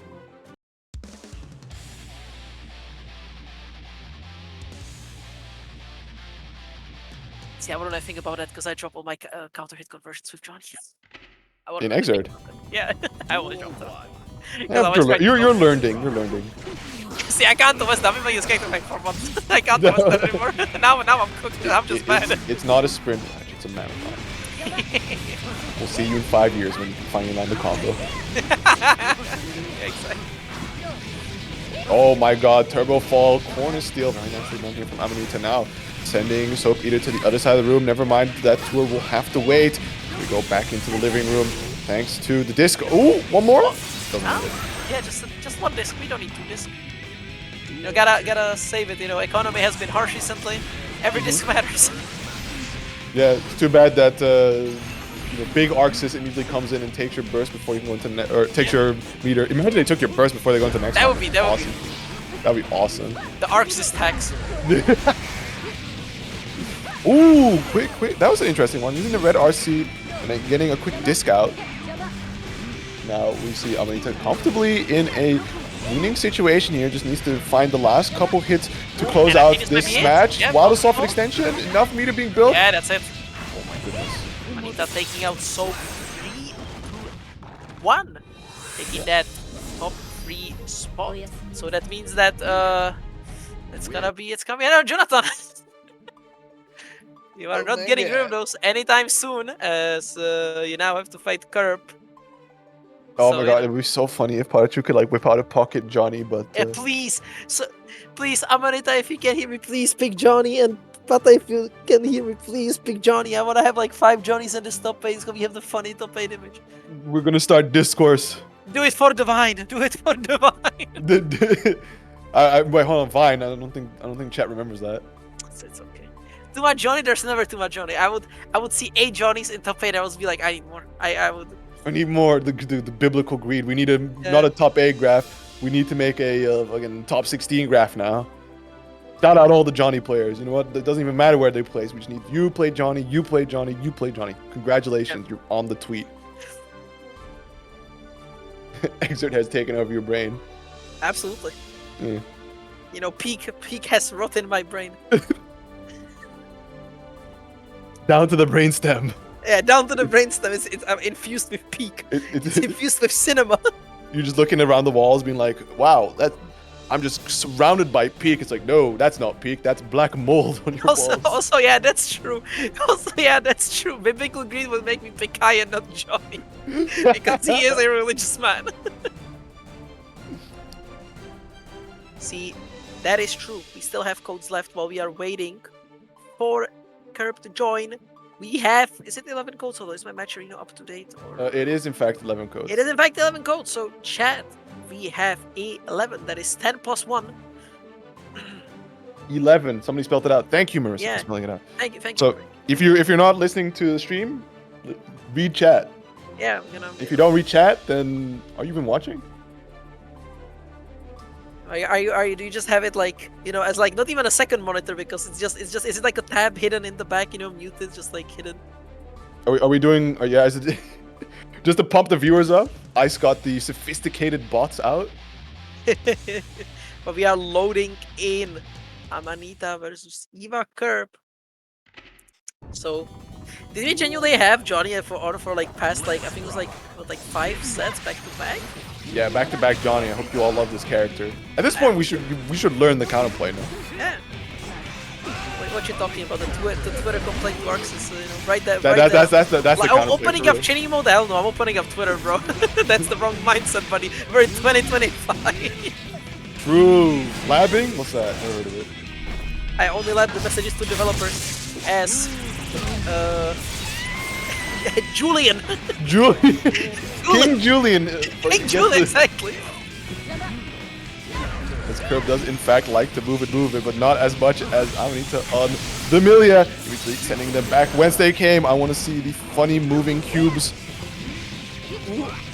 The close slash counter. That's a very pointy and high hitting close slash. Oh, that was nice. Giving completed burst save. Kind of swaggy. I might have kind of posted a little saucy there. Yeah, a little dash of sauce. Let's not get too ahead of ourselves and inspire a new generation of Millia players in her current state. Yeah. No, but this game is broken. You should just see what she did. True. We gotta start the propaganda. Millia broken. True. I like that. What do you mean I have to guess? Get out of here.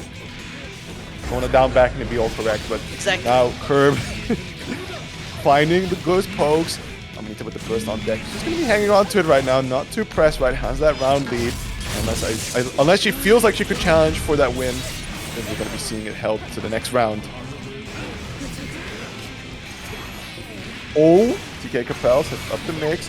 Capel's over to the side, finds a nice opening. The first gauge is back for Kirb. Are we going to be seeing it used to try and stay alive? JD! Stop. Hold on, that was kind of... That's a button you don't see as much in Strive because, you know, it kind of lost most of its good properties.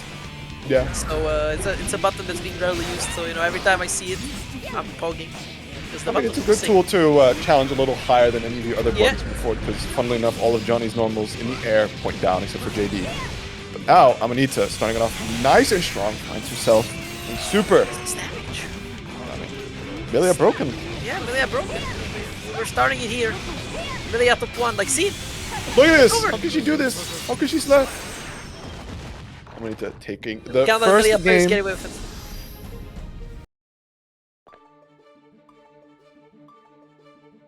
Kirb knows something I don't. Yeah, I think the Twitter, bro.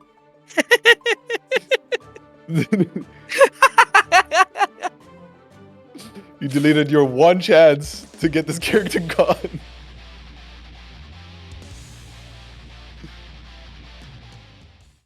Yeah, we gotta nerf Millia more. I'm seeing this. Duel 1. Like, you know, we gotta five more nerfs to Millia Arxis. I'm summoning.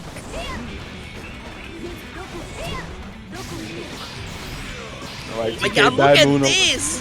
Yeah, a lot of like mosquito bite openings, nothing too crazy yet. A lot of back and forths, a fast movement. Oh my god, two guys getting whiff punished, and there we see Kirb trying to challenge in, has had enough now. I want to play burst away, but man, to no avail, back where you came. Amanita piling up the damage, double turbo fall!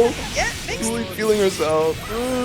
Top 1. I'm telling you. I'm starting the movement now. Millia top 1. I don't even play this game. Millia is top 1. We are commentators. That means we are law when it comes to opinions in this game. two washed up people that don't play the games like, yeah, this game is broken, get her out of here. And now Kirb, Senga Buster are just doing an absolute speed run. What's the latest time? Okay, think fast. We have Jermaine already. I think we did. You say Jack? Jack is big. No, I don't think we have said Jack 7. Yeah. Jack 8. Jack 8 now. Yeah, Jack 8 now. Stop living in the past. Shout out to Jack X, by the way. You know Jack X? Or Guncheck. Alright. Round apiece for both players now. Kirb having to make the most of it if they want to keep this run going and challenge PataChu for a run back in a grand finals position. But currently Amanita not looking too keen to let up just yet. Finds himself a knockdown, but 50 meters, so that's a left-right, yep, and guess is wrong, gets the confirm, and the burst is there, catching the back dash again. The dash there to the booster, trying to maybe catch something to work out. whoa! Like, are we just pressing RC? Yeah, why not? You're just You have pressing the RC. mechanic to make yourself safe after a mistake. Let's get it going. Let's keep Kirb locked in the corner. Oh, Big no. counter hit. But you're not going to be quite that's dead yet, but Capel will find the opening. And with the perfect, Amanita is going to be at 2-0 so far. Jezebel. True. I was also thinking, since like MK fans, you know, like Jade. In Jade? MK, True. yeah, you know, the go with the it's not even a spear, but it's like a stick. No, it's staff. Yeah, it's like a bow staff. Yeah, that's the word, staff. Yeah. Gotta pull all the fighting game references. Duel 1. Oh man, I'm gonna scratch my noggin for that one. Because what fighting game have I played other than Blazblue? Well, Xrd technically. Yeah, but there's not many J's there. Jam! Jesus Jam! Christ. Jam! We We didn't forgot say jam! jam! Alright, card. Ooh, the 2D. Nice But the sweep, card's but- not there. It's evading. It's slash. There you go. Yeah, I think Kirb is really looking like, yeah, look at all that damage from the wrist games. That was what they were after. Yeah. That was a good recognition because you saw Amanita stand block there for a second, so maybe it was a fuzzy throw or like a fuzzy jump that got caught there the second time. So good stuff recognizing, and that 5H again, nice delays. Again, catching something standing, so probably a fuzzy jump. Yeah. this game sometimes is a fuzzy catch simulator. You want to punish them for their 4-frame funnies. Wow, able to dash just in time into the corner, and unfortunately going to the wrong side, but still able to get the pickup. Fakes the cross up there, gets a nice close slash with Kirb walking the wrong way. Now working on a perfect triple overhead. That is. Oh, I just lost flats. Yeah, going to potentially final round of this set. Amanita kind of sweeping. Sweeper. I mean, it's like you said in the beginning, right? Heavy momentum. We do see Kirb with some moments of brilliance, really just kind of exploding out of the gate, not letting a moment for Amanita to play. Now it's a little bit more poised. Good confirm. Unfortunately, drops it towards the end there. Now we see both players trying to fish for the next opening, but it is Amanita that has Kirb locked in the corner now. TK Bedman finds the opening. We're gonna get that wall splat going. Go slash. Yeah, get the proper pickup, and now throw. Eventually gets for game scenario. Yeah, gets crossed up. No burst to save you there. What? Maybe didn't get the out, but nevertheless, again, this. Yeah, true. Maybe Johnny's just bottom one. You know, this character is top. We need 10 Millias on the top 8er, actually. Yeah, now we need to turn it around. Where's the 10 Millias? His character has not had enough nerfs. Look at this. She's still doing damage on my screen. Surely not. See, I'm refraining. I don't think even in the PataChu does more damage. No. I don't know. See, in Blazblue they got it right. These mix-up characters, they do like no damage, but they open you for free. Yeah. See, I am the more I play fighting games, the more I'm realizing that like actual 50-50 characters are cringe. Like I'm becoming more and more just enjoy of Strike-Throw. It's kind of insane. Like I think Strike-Throw is we're getting sick. older. We're unks. Yeah. Like I think like the interaction between players on Strike-Throw is way more interesting than just getting, you know, hee high low or ha left right. Just constantly young man reaction checking you. This time we're playing the mind games, but that being said, it is Amanita now in the grand finals. On the loser side, going to be facing off against PataChu. So a little bit of the same brand of gameplay we've been seeing so far in the Millia versus Johnny Moo. Now going over to PataChu's Sin, as PataChu will definitely try to control the screen to deny entry from Amanita to set up her insane mix-ups and kind of just run away with rounds. Yeah, but it's a long road ahead because it is, again, that reset if you want to win the tournament. So you got to win one set and then a second one post-reset, while PataChu just needs to win one. So, you know, that's the classic bracket advantage. You know, you got the grand finals winner side. Well, gotta battle it out. But I also realized you forgot to mention that, or I don't know if you mentioned it, I didn't hear you then. The set we just watched was a run back for winners. Huh? I just realized. I think I've mentioned that. No. Yeah, no. This was a run back for winners, and while Kirb won that set 3-2, Amanita kind of figured something out and just completely ran away with it. 3-0 this time, so you know there was some maybe lagging between sets, maybe just, you know, some reflection, some thinking about why did I get hit, you know, why did I lose, what happened. Yeah, I mean, yeah. yeah. I mean, yep, it's true. part of That's brackets. true. That's true. Yeah, that's true. Yeah, that's pretty true. Yeah, that's true. Yeah, true. Can I get a true? Can I give this man a true? Give this man a true. Get this man a true. I got nothing. It's true. But also with that, we also have some time to quickly shield the match arena. So, you know, for everyone in chat, we still have 8 codes, and there is 118 of us. So, you know, those last 8 maybe can, you know, claim a code, support the players, claim those codes. Again, as we keep saying, you know, you don't have to create an account or anything. You can use already an existing account, be it Twitch, Twitter, Discord, Supercell, Google, what else? What else? Line, WhatsApp. Like just claim a code. Just claim a code. I'm sure you have one of those accounts. We live in a society, Jonkler, where you have like 5 of these at least. So, you know, just claim one. Support the players, help them out. Ask if you have time. You know, throw it up on the board for the non-listeners.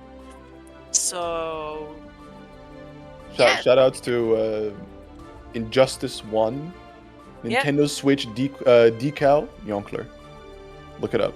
Yeah, we were talking. We had 2 codes claimed by Skit and Avery. So again, thank you guys very much. Again, 6 codes left, and now the prize pool has at 69 cents. Nice, you know, funny number. Nice.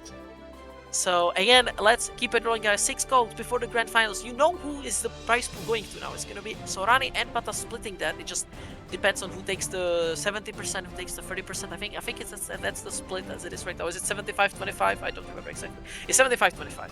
So you know, that's kind of all there is to it. Again, thank you Neptunilian to claiming a code. Again, 5 codes remaining.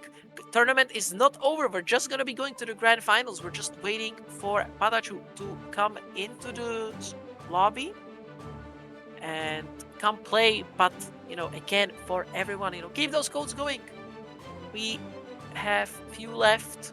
So we have 1 set left, awaiting the arrival of the French Sin. So you know, I'm just thinking how this is gonna go, because that these two playing, this is a classic. This is like a classic.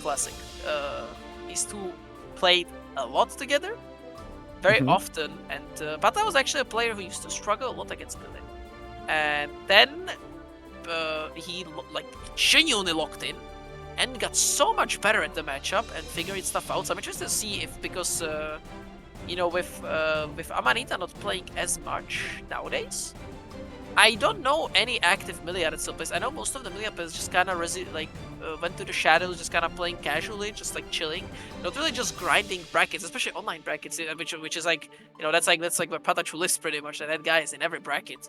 The guy is a genuine grinder. So I'm interested to see if there's gonna be some rust on the matchup, where Millia is definitely the character to be ready for. Like, you saw all the stuff that she can do, and a lot of it has counterplay, but like, are you ready for it? Do you remember? Because you don't have time to remember it during the set. Like, you have to be ready for it. Because especially when dealing into Millia mix, you also have to prepare the eye water droplets, because you can't blink against this character. Yeah. Like, you have to be ready for all those shenanigans she can do, because like, yeah, a lot of the stuff is fake, but like, you know, like, if you don't play the matchup, you're not gonna have it in your muscle memory, you're not gonna react to it, and then like, she just gets away with it, which like in the end is a skill issue on the player side, but it kind of plays in your favor if you play one of these characters which has very you know, specific and pretty difficult counterplay, and you know, even if the character is like weak, again, it's like what I said before with all those knowledge check and stuff, like maybe even if the character is considered weak, a lot of the times these characters are considered weak because they have some specific counterplay which dismantles them, right? Like, you do something in a specific way, you do, I don't know, specific fuzzy stuff like that, and that's what makes the characters weak, because they don't have genuine ways to open you up, play neutral, stuff like that. But you know, as I keep saying, if you don't remember it because no one really plays the character anymore, does it matter? No, she's just gonna 50-50 you, she's gonna open you up, and then you're gonna cry because you got 2nd place. Yep. I guess that's the one thing to, and then that's definitely a big thing to Amanita's favor, is that, yeah, people just abandon this character, and now, like you said, who has the matchup knowledge? Yep. Here comes Amanita blasting, you know, blowing out the dusty tome. Just, oh, you remember all this? Double cross up Capel. Can you react to that? Can you back for it? No? Well, good luck, buddy, because you're getting mixed. They all became Johnny or Chip mains. Yeah, real. I mean, based. You know, I you know, people play this game for money, which means that they have to inevitably drop their beloved and just, you know, move over, collect that bag. So that means picking a character that just works. Yeah. I mean, that's been a trend consistently across most fighting games, that they very rarely are players who actually just pick bad characters. Like, you know, you look at Street Fighter, you look at Tekken, like, there's like barely anyone who genuinely plays, like, if the character is considered bad, they just don't play them. There's somebody in our Discord server that made a really good point, because you could look at Marvel 3 as a really good example. Currently, Marvel 3, when you look at any like TNS stream or whatever, you get to see like the craziest comps come out. A lot of people's like belovedly, specially crafted teams, right? Yep. But then when you look at EVO, it's Zero May Cry. Yeah. And maybe Morgan Doom. Because there's money on the line, so people are going to play the good shit. Yeah, you just want to play what wins. And with that, we are going to the grand final, so let's see if what we talked about is true or Pata is locked in. So it's time to start. Low / counter hit, good burst early on. Pata pressing down those 2 essays. What's the knockdown? What's the mix going to be? Ice blocks. But Amanita has 50 meters, so reset potential or a combo that you probably cannot get. Ooh. Nice anywhere. Yeah, getting that light confirmed there, but unfortunately doesn't lead to a whole lot. As Amanita right back on top of it, they're sending PataChu through the wall with the hard knockdown. And that positive meter bonus is quickly going to be generating resources back. And just like that, finds the TK bad move, generates just enough for the RC, and again finds enough for the super. And Amanita with an explosive opening here. Start there. Right. Oh, ID back. Dead. Yes. Ooh, DP. And now the pressure of Cool Slash is S. Cool Slash again. A lot of fuzzy jumps. Nah, catches the low, but was delaying that hit, so didn't get the proper hit. But it's okay still. Reset high. Oh my god, look at this pressure. Rush. Not the soul reset. You're not going anywhere. That risk is being built up. Yeah, Any look at hit will hurt. That's gonna be a big counter if you get any hit. Woo! Going down, a nice defense again. I may have been this guy still has the scrolls apparently. Good defense, but still regardless getting opened up. And it's a whole lot of red there on the screen, but 50 meter and burst from Pata. Goes on the backdash. And now overhead. Are you gonna burst? Yeah. That's a little reset that you can do with those jump cancels. And Amanita strikes first, takes game 1 of this grand finals. But again, long to go. You still had that full reset you have to go through. And then the next set, so... You know, Pata, even though being down 1 game, definitely still has a peace of mind and to relax, take his time, figure stuff out. Yeah, it's I mean, that's not really the way you kind of want to go into it, looking at, like, you do have that safety net of having a full reset bracket to cover for you, but, like, there's still also kind of the meta going, like, the meta gaming going around of the momentum, the opponent playing in their zone, like, yeah, this is it right here, and you're just being like, man, come on, how am I going to drop a whole ass set? Where do I have to find this comeback from? Yeah. Yeah, but definitely more stuff plays into it. But again, it's always nice to have, oh, I can drop a set, if anything. Which, you know, is starting to look that its momentum might continue because Amanita is definitely running with it. Nice tag though, mashes out perfectly out of the stun, gets the tag, but nevertheless gets opened up and Amanita just, again, running with it, up a game and up a run. Okay, big far slash is being sent out here. Gonna be piling up the damage some more. Putting Amanita in the corner. Finds another big opening, but this time the wall breaker is going to come out really early. Yeah, and Pata very nicely pressing that 5P, but then Compel connecting. 100 meter, 6P. Combo, but it's okay. He kills regardless. Keep it simple with that super get that hit. And that is final round, the second game. These rounds are so fast. Like, yeah, definitely a very big case of, like, explosive rounds. I think, like, PataChu, yeah, probably needs to start ripping that Hawkbaker a little bit more, because we see that he's capable of blocking out an extended sequence from Millia, but at some point, right, you do just have to take your turn back, or otherwise the Millia player's gonna be like, alright, time to pull out some really crazy shit since you're respecting me way too much. Yeah, and now makes it again. Has so much damage on that hit. Now back to neutral, what's going to be, yeah, as this Uda clash. Oh, but the PRC wins, it's faster. Makes blocked. The hit and the throw, yeah, counters that. That's a guaranteed hit. And Amanita again. Oh, what a swift game. These rounds are going over so fast. Yeah, we are speedrunning this. Like, yeah, like this has been like 2 minutes and we're already up to like minute-long games. Well, I mean, Amanita doing us a favor on timing. But of course, PataChu now needs to lock in because, you know, we're hitting the danger zone and running it through my head. I don't really... Elfeld. I don't know how Elfeld will go into Millia. Not sure. We'll see if it gets to that. My goodness, far slash. Just immediately starting it off nice and strong. PataChu going for the early burst. Definitely doesn't want to be put in the Millia blender, but nevertheless stuck in the corner. Finds the escape, but gets close slash anti-aired, and then it's going to be Amanita dragging them to the other side of the screen. Barely enough space to sneak into the corner, finding an overhead. Turbo fall. And PataChu just doesn't know where to look to find a block.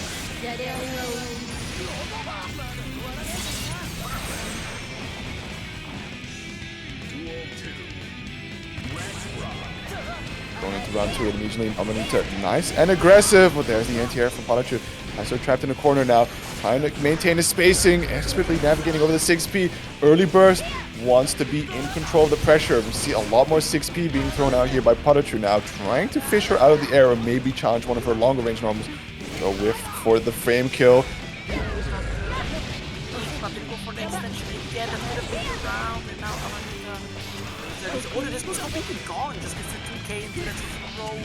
Ooh. Oh, this could be rough. Oh, wait, up the kill. No. Oh, it's a punish. So definitely caught something. No, didn't get the OTG. It's okay. 5-2 whiff, 2P went under it, and Pata fights back. Again, fine round this game, but still, reset point. And it started with 2K2. That's how it all begins. Again, nice. Fell hit. Nice blocks. Ooh, oh, but there's so much more to follow after that. Still, PataChu now finding a brief opening. Has Amanita in the corner. Good throw tech. Usually tries to run up a challenge, but the spacing was a little awkward. There's PataChu immediately with the heavy punish, sending her through the wall with a hard knockdown. Tries to shimmy out for the throw attempt, using all of the movement options to leave the corner.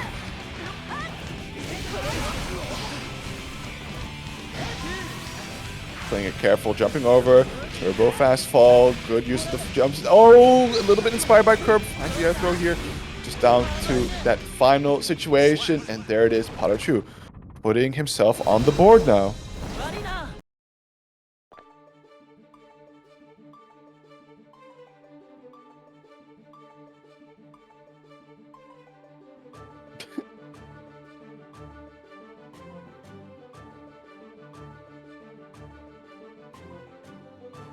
Right.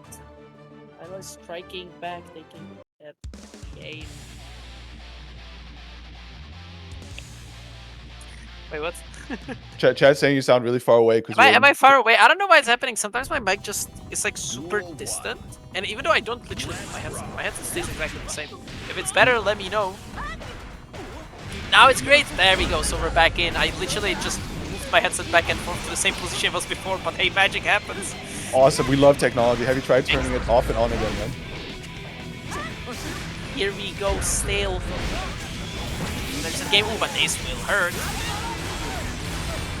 Yeah, it's a wall break. Nice chunk of damage. Overhead, not blocked. It's 21 frames. You know, how dare you be a 50-50 mix-up character and not block those reactive overhead? How dare you? How dare you? You should know how to block your own mix on your character when you play the mirror. Here we go. Good. It's the opening start here for PataChu. Looking to recover the disastrous beginning of this set. Has already seems to be starting to warm up here on how to deal with Millia again, right? I just mentioned dusting off the scrolls. It's like, oh yeah, of course. That's how I play against this character. Yeah, getting that hit. No, oh! Cooper was there, had the burst there, but didn't react to it, unfortunately. And now, burst early on, yeah. Just want to get that momentum, keep it rolling. Has the full stamina. 6 speed, oh, it's Capel, you can't end the event. Just have to hold it. Yeah, I was hoping potentially that Amanita might go for a different air trajectory here. But now both players pretty equal on life here. Amanita finds the disc projectile. Quick combo in the corner, and now we're on reset point for Amanita.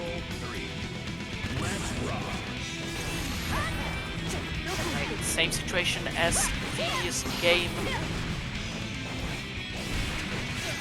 Oos. Was nice, getting that hit. Ooh, the 2P whiff though, didn't get the hit wall splat. Baits the and that's gonna be rough. Gets the wall splat, but that didn't burst. Yeah, Amanita has seen enough. Has let PataChu have his fun. Out down to the final situation. Runs up, can't connect. Wait. Pause. This might be it. Even though you have one hit, look at the damage. Look at the positive bonus. I know where he's coming. Finds the hit. No, but the first bait. And now just skip neutral. Just skip neutral in some way. Yeah, there you go. The Capel. Why are you 6P'ing? That does not work against this character. With a dream, he believes he could 6P the Millia, but unfortunately not quite. As Amanita is going to be resetting the bracket. So, waiter, another best of 5, please. Or first of 5. Yeah, waiter. More sets, please.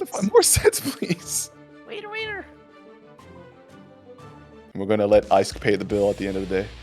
Awesome. Yeah. So that means we are down to the wire. And also, what is down to the wire is almost those codes, 4 left, so claim those as we're starting this set. Duel 1. Absolutely. Both of these players have already qualified for a share of the pool, but of course, who you wanted to go to, or like, if you wanted to give them a larger amount. I'm a big fan of Pata was like, oh yeah, I can't empty our Millia with 6p. And he tried air throwing first thing in the set, literally just ate instantly, like, hell for it. I love it. Yeah, anti-airing is not going to be happening in the conventional manners, I'm afraid, sir. As Amanita is just not letting up any steam, and like, I think PataChu is truly, genuinely lost in this matchup. We do see moments where it's just like, oh, okay, I completely stomped because, you know, I happen to play the player 1 really well, but interacting is going really rough. I say as he gets a really nice 6p. I mean, it's what I mean that like this character genuinely requires like a lot of specific knowledge on how to interact, because if you don't know it, like you're not gonna be able to interact. That's like that's what you don't want to do in Guilty Gear, because that's the only way you avoid being stuck in hell, is actually trying to interact as much as possible, because when you get to those points where you genuinely cannot interact and you're just blocking, well, good luck, buddy, because you're in hell. Absolutely, but nice. Get some wall splat on the wall break here. No hard knockdown, but the possibility bonus. And help maybe for another RC interaction if possible. Bursting here. Always going to have to. Just won't hold any more of that disc O-key. Amanita slowly approaching from the air. Needs that final hit, but no, OTG card will do it instead. Amanita taking game 1 of the reset. Millia. Hello, Gear Xrd. Welcome. Please claim a code. We are down to our 4 last codes. Yeah, 4 codes left. Claim those. But yeah, Amanita getting definitely that momentum up.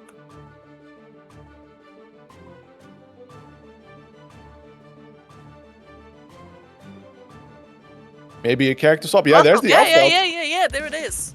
But I'm curious, because like she can only rebound the projectile, right?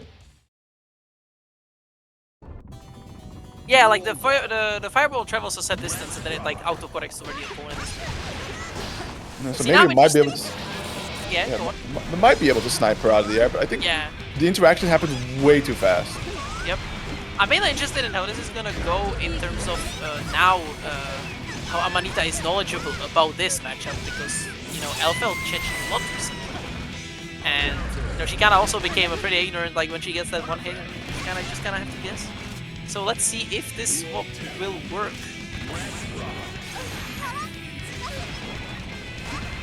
Yeah. Alright, well, he really gets a good start every time, so it seems. Okay, gunshot barely whiffing. Now trying to play a little farther away, let the big normals do the talking. 6p anti-air working here. Okay, good mix. Nice mix. Oh, I can mix too. Shield.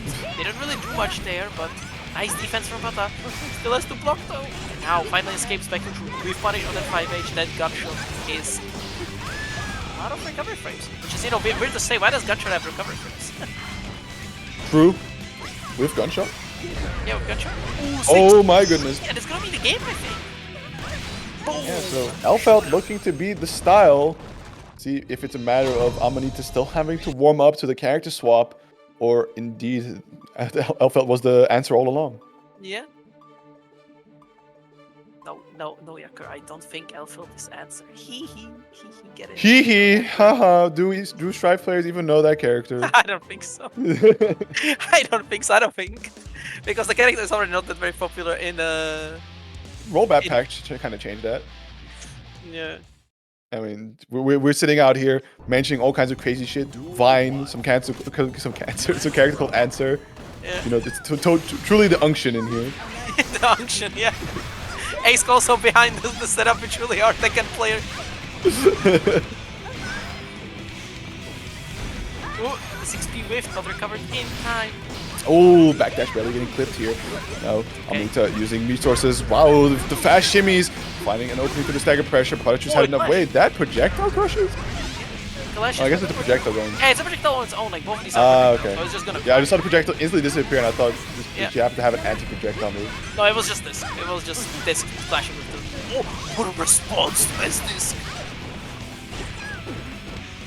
Alright, not checking that stance entry, because you know, if it's not a 6H or a 5H, you can actually interrupt the stance entry. It's just very tough to deal with.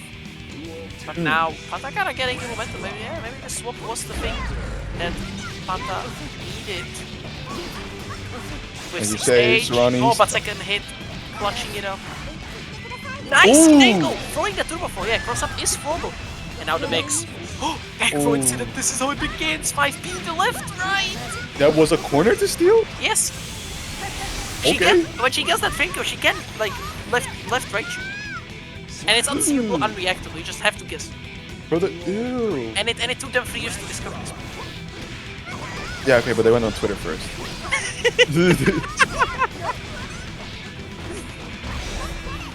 Alright, PataChu starting the pressure now, using the canned Rekka, sending Serrani down into the corner, tries to anti-air yet again, but the Capel is there to call it out. YRC, let me take my turn back for a second here, see what we can do, finds an opening, chasing the backdash of Amanita, towards the corner.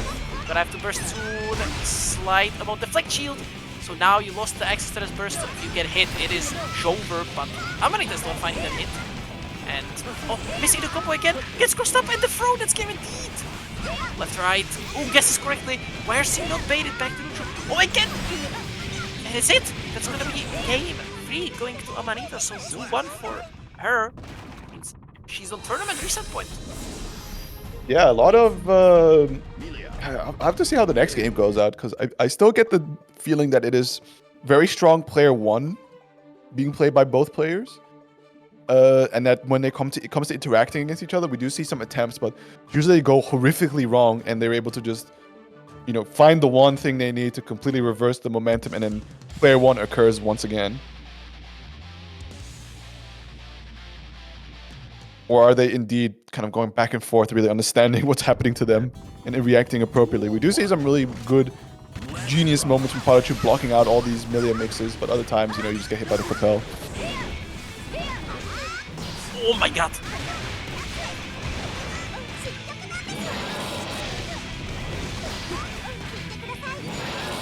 Oh my goodness. Momentum is racking up here. Good throw tech this time. Uses movement to get out, but the 6P catches on the tail end now. Dragged to the other side of the corner. The burst looking... Yeah. The burst now looking very worth to use here, and I think with that super, you're dead. PataChu now poised to set, to tie up the set 2-2. There's one more round to do it. Yeah. Ooh, the throw, this is potential begins against the left right, goes for same side, guess wrong.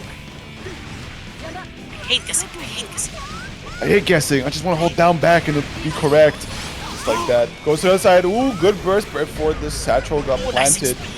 This is gonna be a wall break, I think. Yep, was planned 6H, gonna be positive bonus, but Amanita has 50 meters. So as this nice whiff punish. Good response to that S-Disc post wall break, because you know that situation. If you do S-Disc and block it, the Millia players just do PRC and then, like, you know, take their turn, because they pretty much get a pressure starter from that. So Pata just avoiding it and then whiff punishing, because Amanita only going for the PRC, it seems, when the disc actually connects. So good stuff on that. There was some very nice counterplay, and that means we are going to game 5 post reset. So, you know, this is where it all matters. This is where it ends. Absolutely. So there are no more second chances, no Johns. And we're gonna have to see what happens next. Who is gonna start the momentum off stronger? Duel 1. Let's rock. Well, Amanita with a good start. Was there, those 2 keys. Like, that's such an interesting, like, a.b.a. option. Just the grenade toss, but it works out very well. Like, every time Pata did it, it just seemed to work and find his mark. But, you know, I'm gassing up, and Pata is taking the full combo. Somebody is running the pressure. It's an interesting cursive commentary, but there it is, the grenade toss. Nice. Getting the cross up, putting Amanita in the corner now. Tries to turbo fall out. Boy, Get used to that. Yeah. That hits your shins, you know, you got 6P because that invul, unfortunately, only covers the top part of your body. And now, well, deflect shield. Nice blocks. Capel, the bad bull, one too many over. It's H-Disc. That was probably a simple. And that's gonna cost a round. yeah, unfortunately, PataChu ready to be able to tell the difference between the two disc types and punish accordingly. And now, on tournament point here, Amanita still starting it off nice and strong. Checks the grenade toss. And this time, big damage coming out. Oh my goodness, it's still going. Oh, it's still going. That is massive. Look at Oh, that, great that's like heavens. 80%. Skekta does no damage. Nice XP though. Oh, but it was on the wrong side. Yo, that was kind of sick though, the shot there.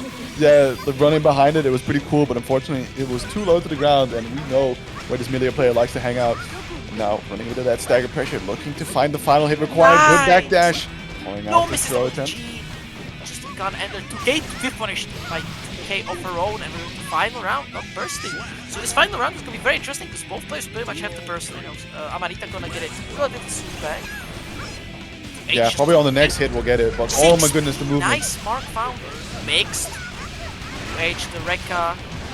Holding on to that burst. Takes the throw. Nice XP again. There you go. There's the burst. So now, if you get stuck into that corner, you're gonna have to just guess. Because it's not coming back online. Nice jump out of the disc, knowing the counterplay. Yeah, but now Amanita using the resources to stay right on top of PataChu. PataChu still has that life lead and finds a throw there. And now you're stuck in quite a pickle. Yup, opened up low is gonna be a wolf rake. Not a hard knockdown, so back to neutral, but again 50 meter and 50 burst. Just goes for the Cadillac. Oh, gets opened up by the JH. Falling normals, very nice indeed. Send it to the mix. Just jump block it. Make sure you can't get the throw, but still finds the next opening. Oh, okay, okay. That was so clean. What a call out. What a direct call out to that specific option, and Pata takes this week's Salty. With what that was such an insane call out. That was clean. Yeah, I'm flabbergasted. That could have been really bad. That could have been really bad, but it just worked out perfectly, and we're all just like. If Amanita pressed goal slash, it was over. Like, yeah, I mean, it's not burst, but like that was probably hard baited as well. Like that was the most direct call out to direct call out, and it worked out. Like again, clean. There was not a better way to close the tournament out with such a hard read. You know, hey, you know, this is what I like about defense. You know, it's like these like hard call outs and stuff like this. You know, like just call it out, get that hit, boom. That was sick. And you know, with that, Pata is your SaltyEU Guilty Gear Strive number 125. A nice number. Champion. Still, also congratulations to Sorani making it to second place. I think. When's the last time? Sorry, Amanita. When was the last time she played? I mean, you can check her profile, but I don't think. You know what? Let's check. I think Chalong is dumb and doesn't let you take players' profiles. No, you can. You just need to go into standings. It was exactly. It was 112, which happened in October.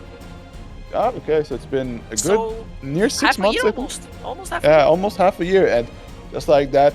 Reappears, name change later, and still absolutely killing it, making it all the way to the second place, one round away from even taking it at all. So absolutely fantastic job there. And of course, congratulations to all the other players that made it into the top 8. I think we'll be getting our graphic very soon from Ice. Yeah. I know Ice has been kind of tweaking the past minute, but you know, I don't know if he got the top 8 down, but nevertheless, you know, for I can just say the top 8. So in 7th place shared, we have Resil and Precho. In 5th place, we have Revill and Jason Thomas. In 4th, we have So Peter. In 3rd, we have Eva Kirb. In 2nd place, we have Amanita. In the 1st place, there it is. See, there you go. As I was talking, it showed up. In the 1st place, we have PataChu. So PataChu, you know, the Johnny Army has showed up. What a go-to topic. I love it. Dude, that looks awesome. 2 Sins, 3 Johnnies, and yeah. This is like a dream bracket for us. You know, this was like a dream. What a perfect place to sit down for us to and commentate together. We get our 2 characters that we like. I hope this bracket is gonna create discourse. I really hope so. Exactly. Also, this is like a discourse creating top 8 image. yeah. Also, Ace, you copy pasted a bit too much on Soap's Twitter. I did. Oh yeah, I sure did. Huh? Soap is tasty. Tweet. I mean, somebody earlier mentioned like, what's the point of using Twitter? It's to rage bait, and that's exactly what this top 8 graphic will do. Love of the game. You get a rage bait. we already got the Twitter side. We already got the Tekken side of Twitter. Now it's time to get the Guilty Gear side of Twitter. We're doing it for the. Huh? What's it still long? Oh wait, because you didn't update the image properly. I didn't save it. Yeah, there you go. Uh-oh, stinky. There you go, it's fixed. All correct now, so here is your final top 8. Also, I like how the 2 Italians are sharing the 5th place. That's kind of cool. Yeah. Yeah, that's true. And Resil and SaltyEU, you know, it's like the small things, you know. Resil and SaltyEU are like above and below each other. This is a nice top 8 in all aspects. Yep. And we got Revill and Precho. They kind of, well, everyone's kind of surrounded by the Johnnies, right? Like, Yeah. Locked down, and then first and second place, you know, they get to be free from the Johnny army. Perfect. Also, I Absolutely realized escaped. the top 6 is all blonde characters. That's a random tidbit. Blonde character's kind of broken. Yeah, we don't know what the hair Goldlewis had when he was younger. Because Wait, isn't the Goldlewis's brother have gold? Doesn't he have gold hair? maybe, I don't know. He's called Goldlewis, man. He had golden blonde locks. Yeah, he had gold Yeah. hair, No way he didn't, right? And the bet is bold, so like the bet is discounted. So, you know, pretty much a blonde top 8. True. Awesome. Yep. GG's. Does anyone feel like shilling anything or? Oh my goodness, there are stuff to shill. Yeah, I mean, I'm gonna start because mine is faster. You know, I Sure. don't have much else to do. You know, you guys know me here on Salty. So for you guys who like watching, you know, more Guilty Gear, and especially characters like Johnny, because the character is also super good in my game. Tomorrow we have Xrd Salty bracket, you know, consistent again weekly, you know, sitting alongside the Strive part. So for anyone who likes Xrd or just like watching Guilty Gear in general, because again I like watching Guilty Gear games, show up. Have some fun. Again, we have, you know, gamers. You know, I know it's like the one thing with like the older games is that people are always scared to show up because they think, oh, it's only like the good players showing up, right? Like, don't be afraid to try out the game and just come play because there is a nice influx of beginners nowadays. Like, we have the lobbies are a lot of times full of beginners. So, you know, for anyone who wants to try the old gear, you know, maybe you want to try how your character was in the older game. I want to try a character in the older game. You know, pull up, play some Xrd. This game is a banger. And other than that, you know, I don't do anything on Twitter. I just occasionally retweet something that finds me funny. And come to Headstomper.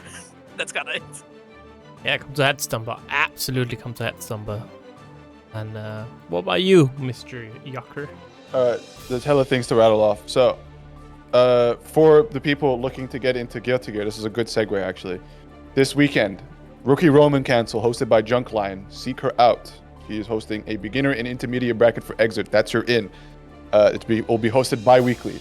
Also this weekend, Zero Fundamentals. We're doing a funny offline, not our big one just yet, but we're going to have no games and our stream is going to be insanely hectic with hella, like, apparently this is the grudge set, ZF. A lot of people are just going to go there to settle their beefs on stream. It's going to be awesome. ZF in April, 19th and 20th. Do try to show up if you can. 2-day event. We got Strive, Xrd, BBCF, Under Night 2, Grand Blue Fantasy Versus, and BB Tag. Apparently we're the BB Tag country now. Head Stomper, go to that. Hessen Crash, go to that. Brussels Challenge I got announced today, go to that. And is there anything else? No, just those for now. Also play Blazblue. True. See, that's a good game also. You uninstalled it. Yeah, I mean, the game is not for me, but I know the game is good. It's one of those games where I'm sad I don't like it because the game is good. I just don't like it. Yeah, you don't want to hear what he says in private about Blazblue, man. It's not good. It's not good. I do, because I need to wash him good, but he left. He quit before I could get my shot. Yeah. You know, see me in Xrd. Alright. Of course And as usual, we have a YouTube channel, for once, I'm actually really good with the VODs, so that means we have almost caught up to Strive, actually. We're like 4 tournaments behind or something now. Very, very, you know, close to being fully up to date, and it will be fully up to date probably within a month time-ish. So that's very nice. Got a ton of videos in there, also for Xrd, Tekken, Virtua Fighter, Blazblue, if you're into that sort of thing.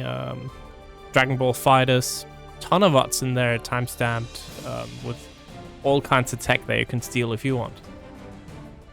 kind of perfect. But we are gonna go to Dave Rock now. He's the Ukrainian restreamer of Salty. Usually hosts pretty much like a restream where he commentates in Ukrainian. That's kind of cool. Oh, that's sick. Yeah. So he does that usually for Tekken and now also for Strive. And one of the kind of pillars of the Ukrainian community. So very, very cool. So let's go there. He's doing some DJ and YouTube stuff, so I think that's gonna be funny. Ace, I just noticed that I opened Dave Rock's stream and he's also planning to raid someone. Okay, raid him now and then we get Yeah, go fast. That's good. Alright, cool.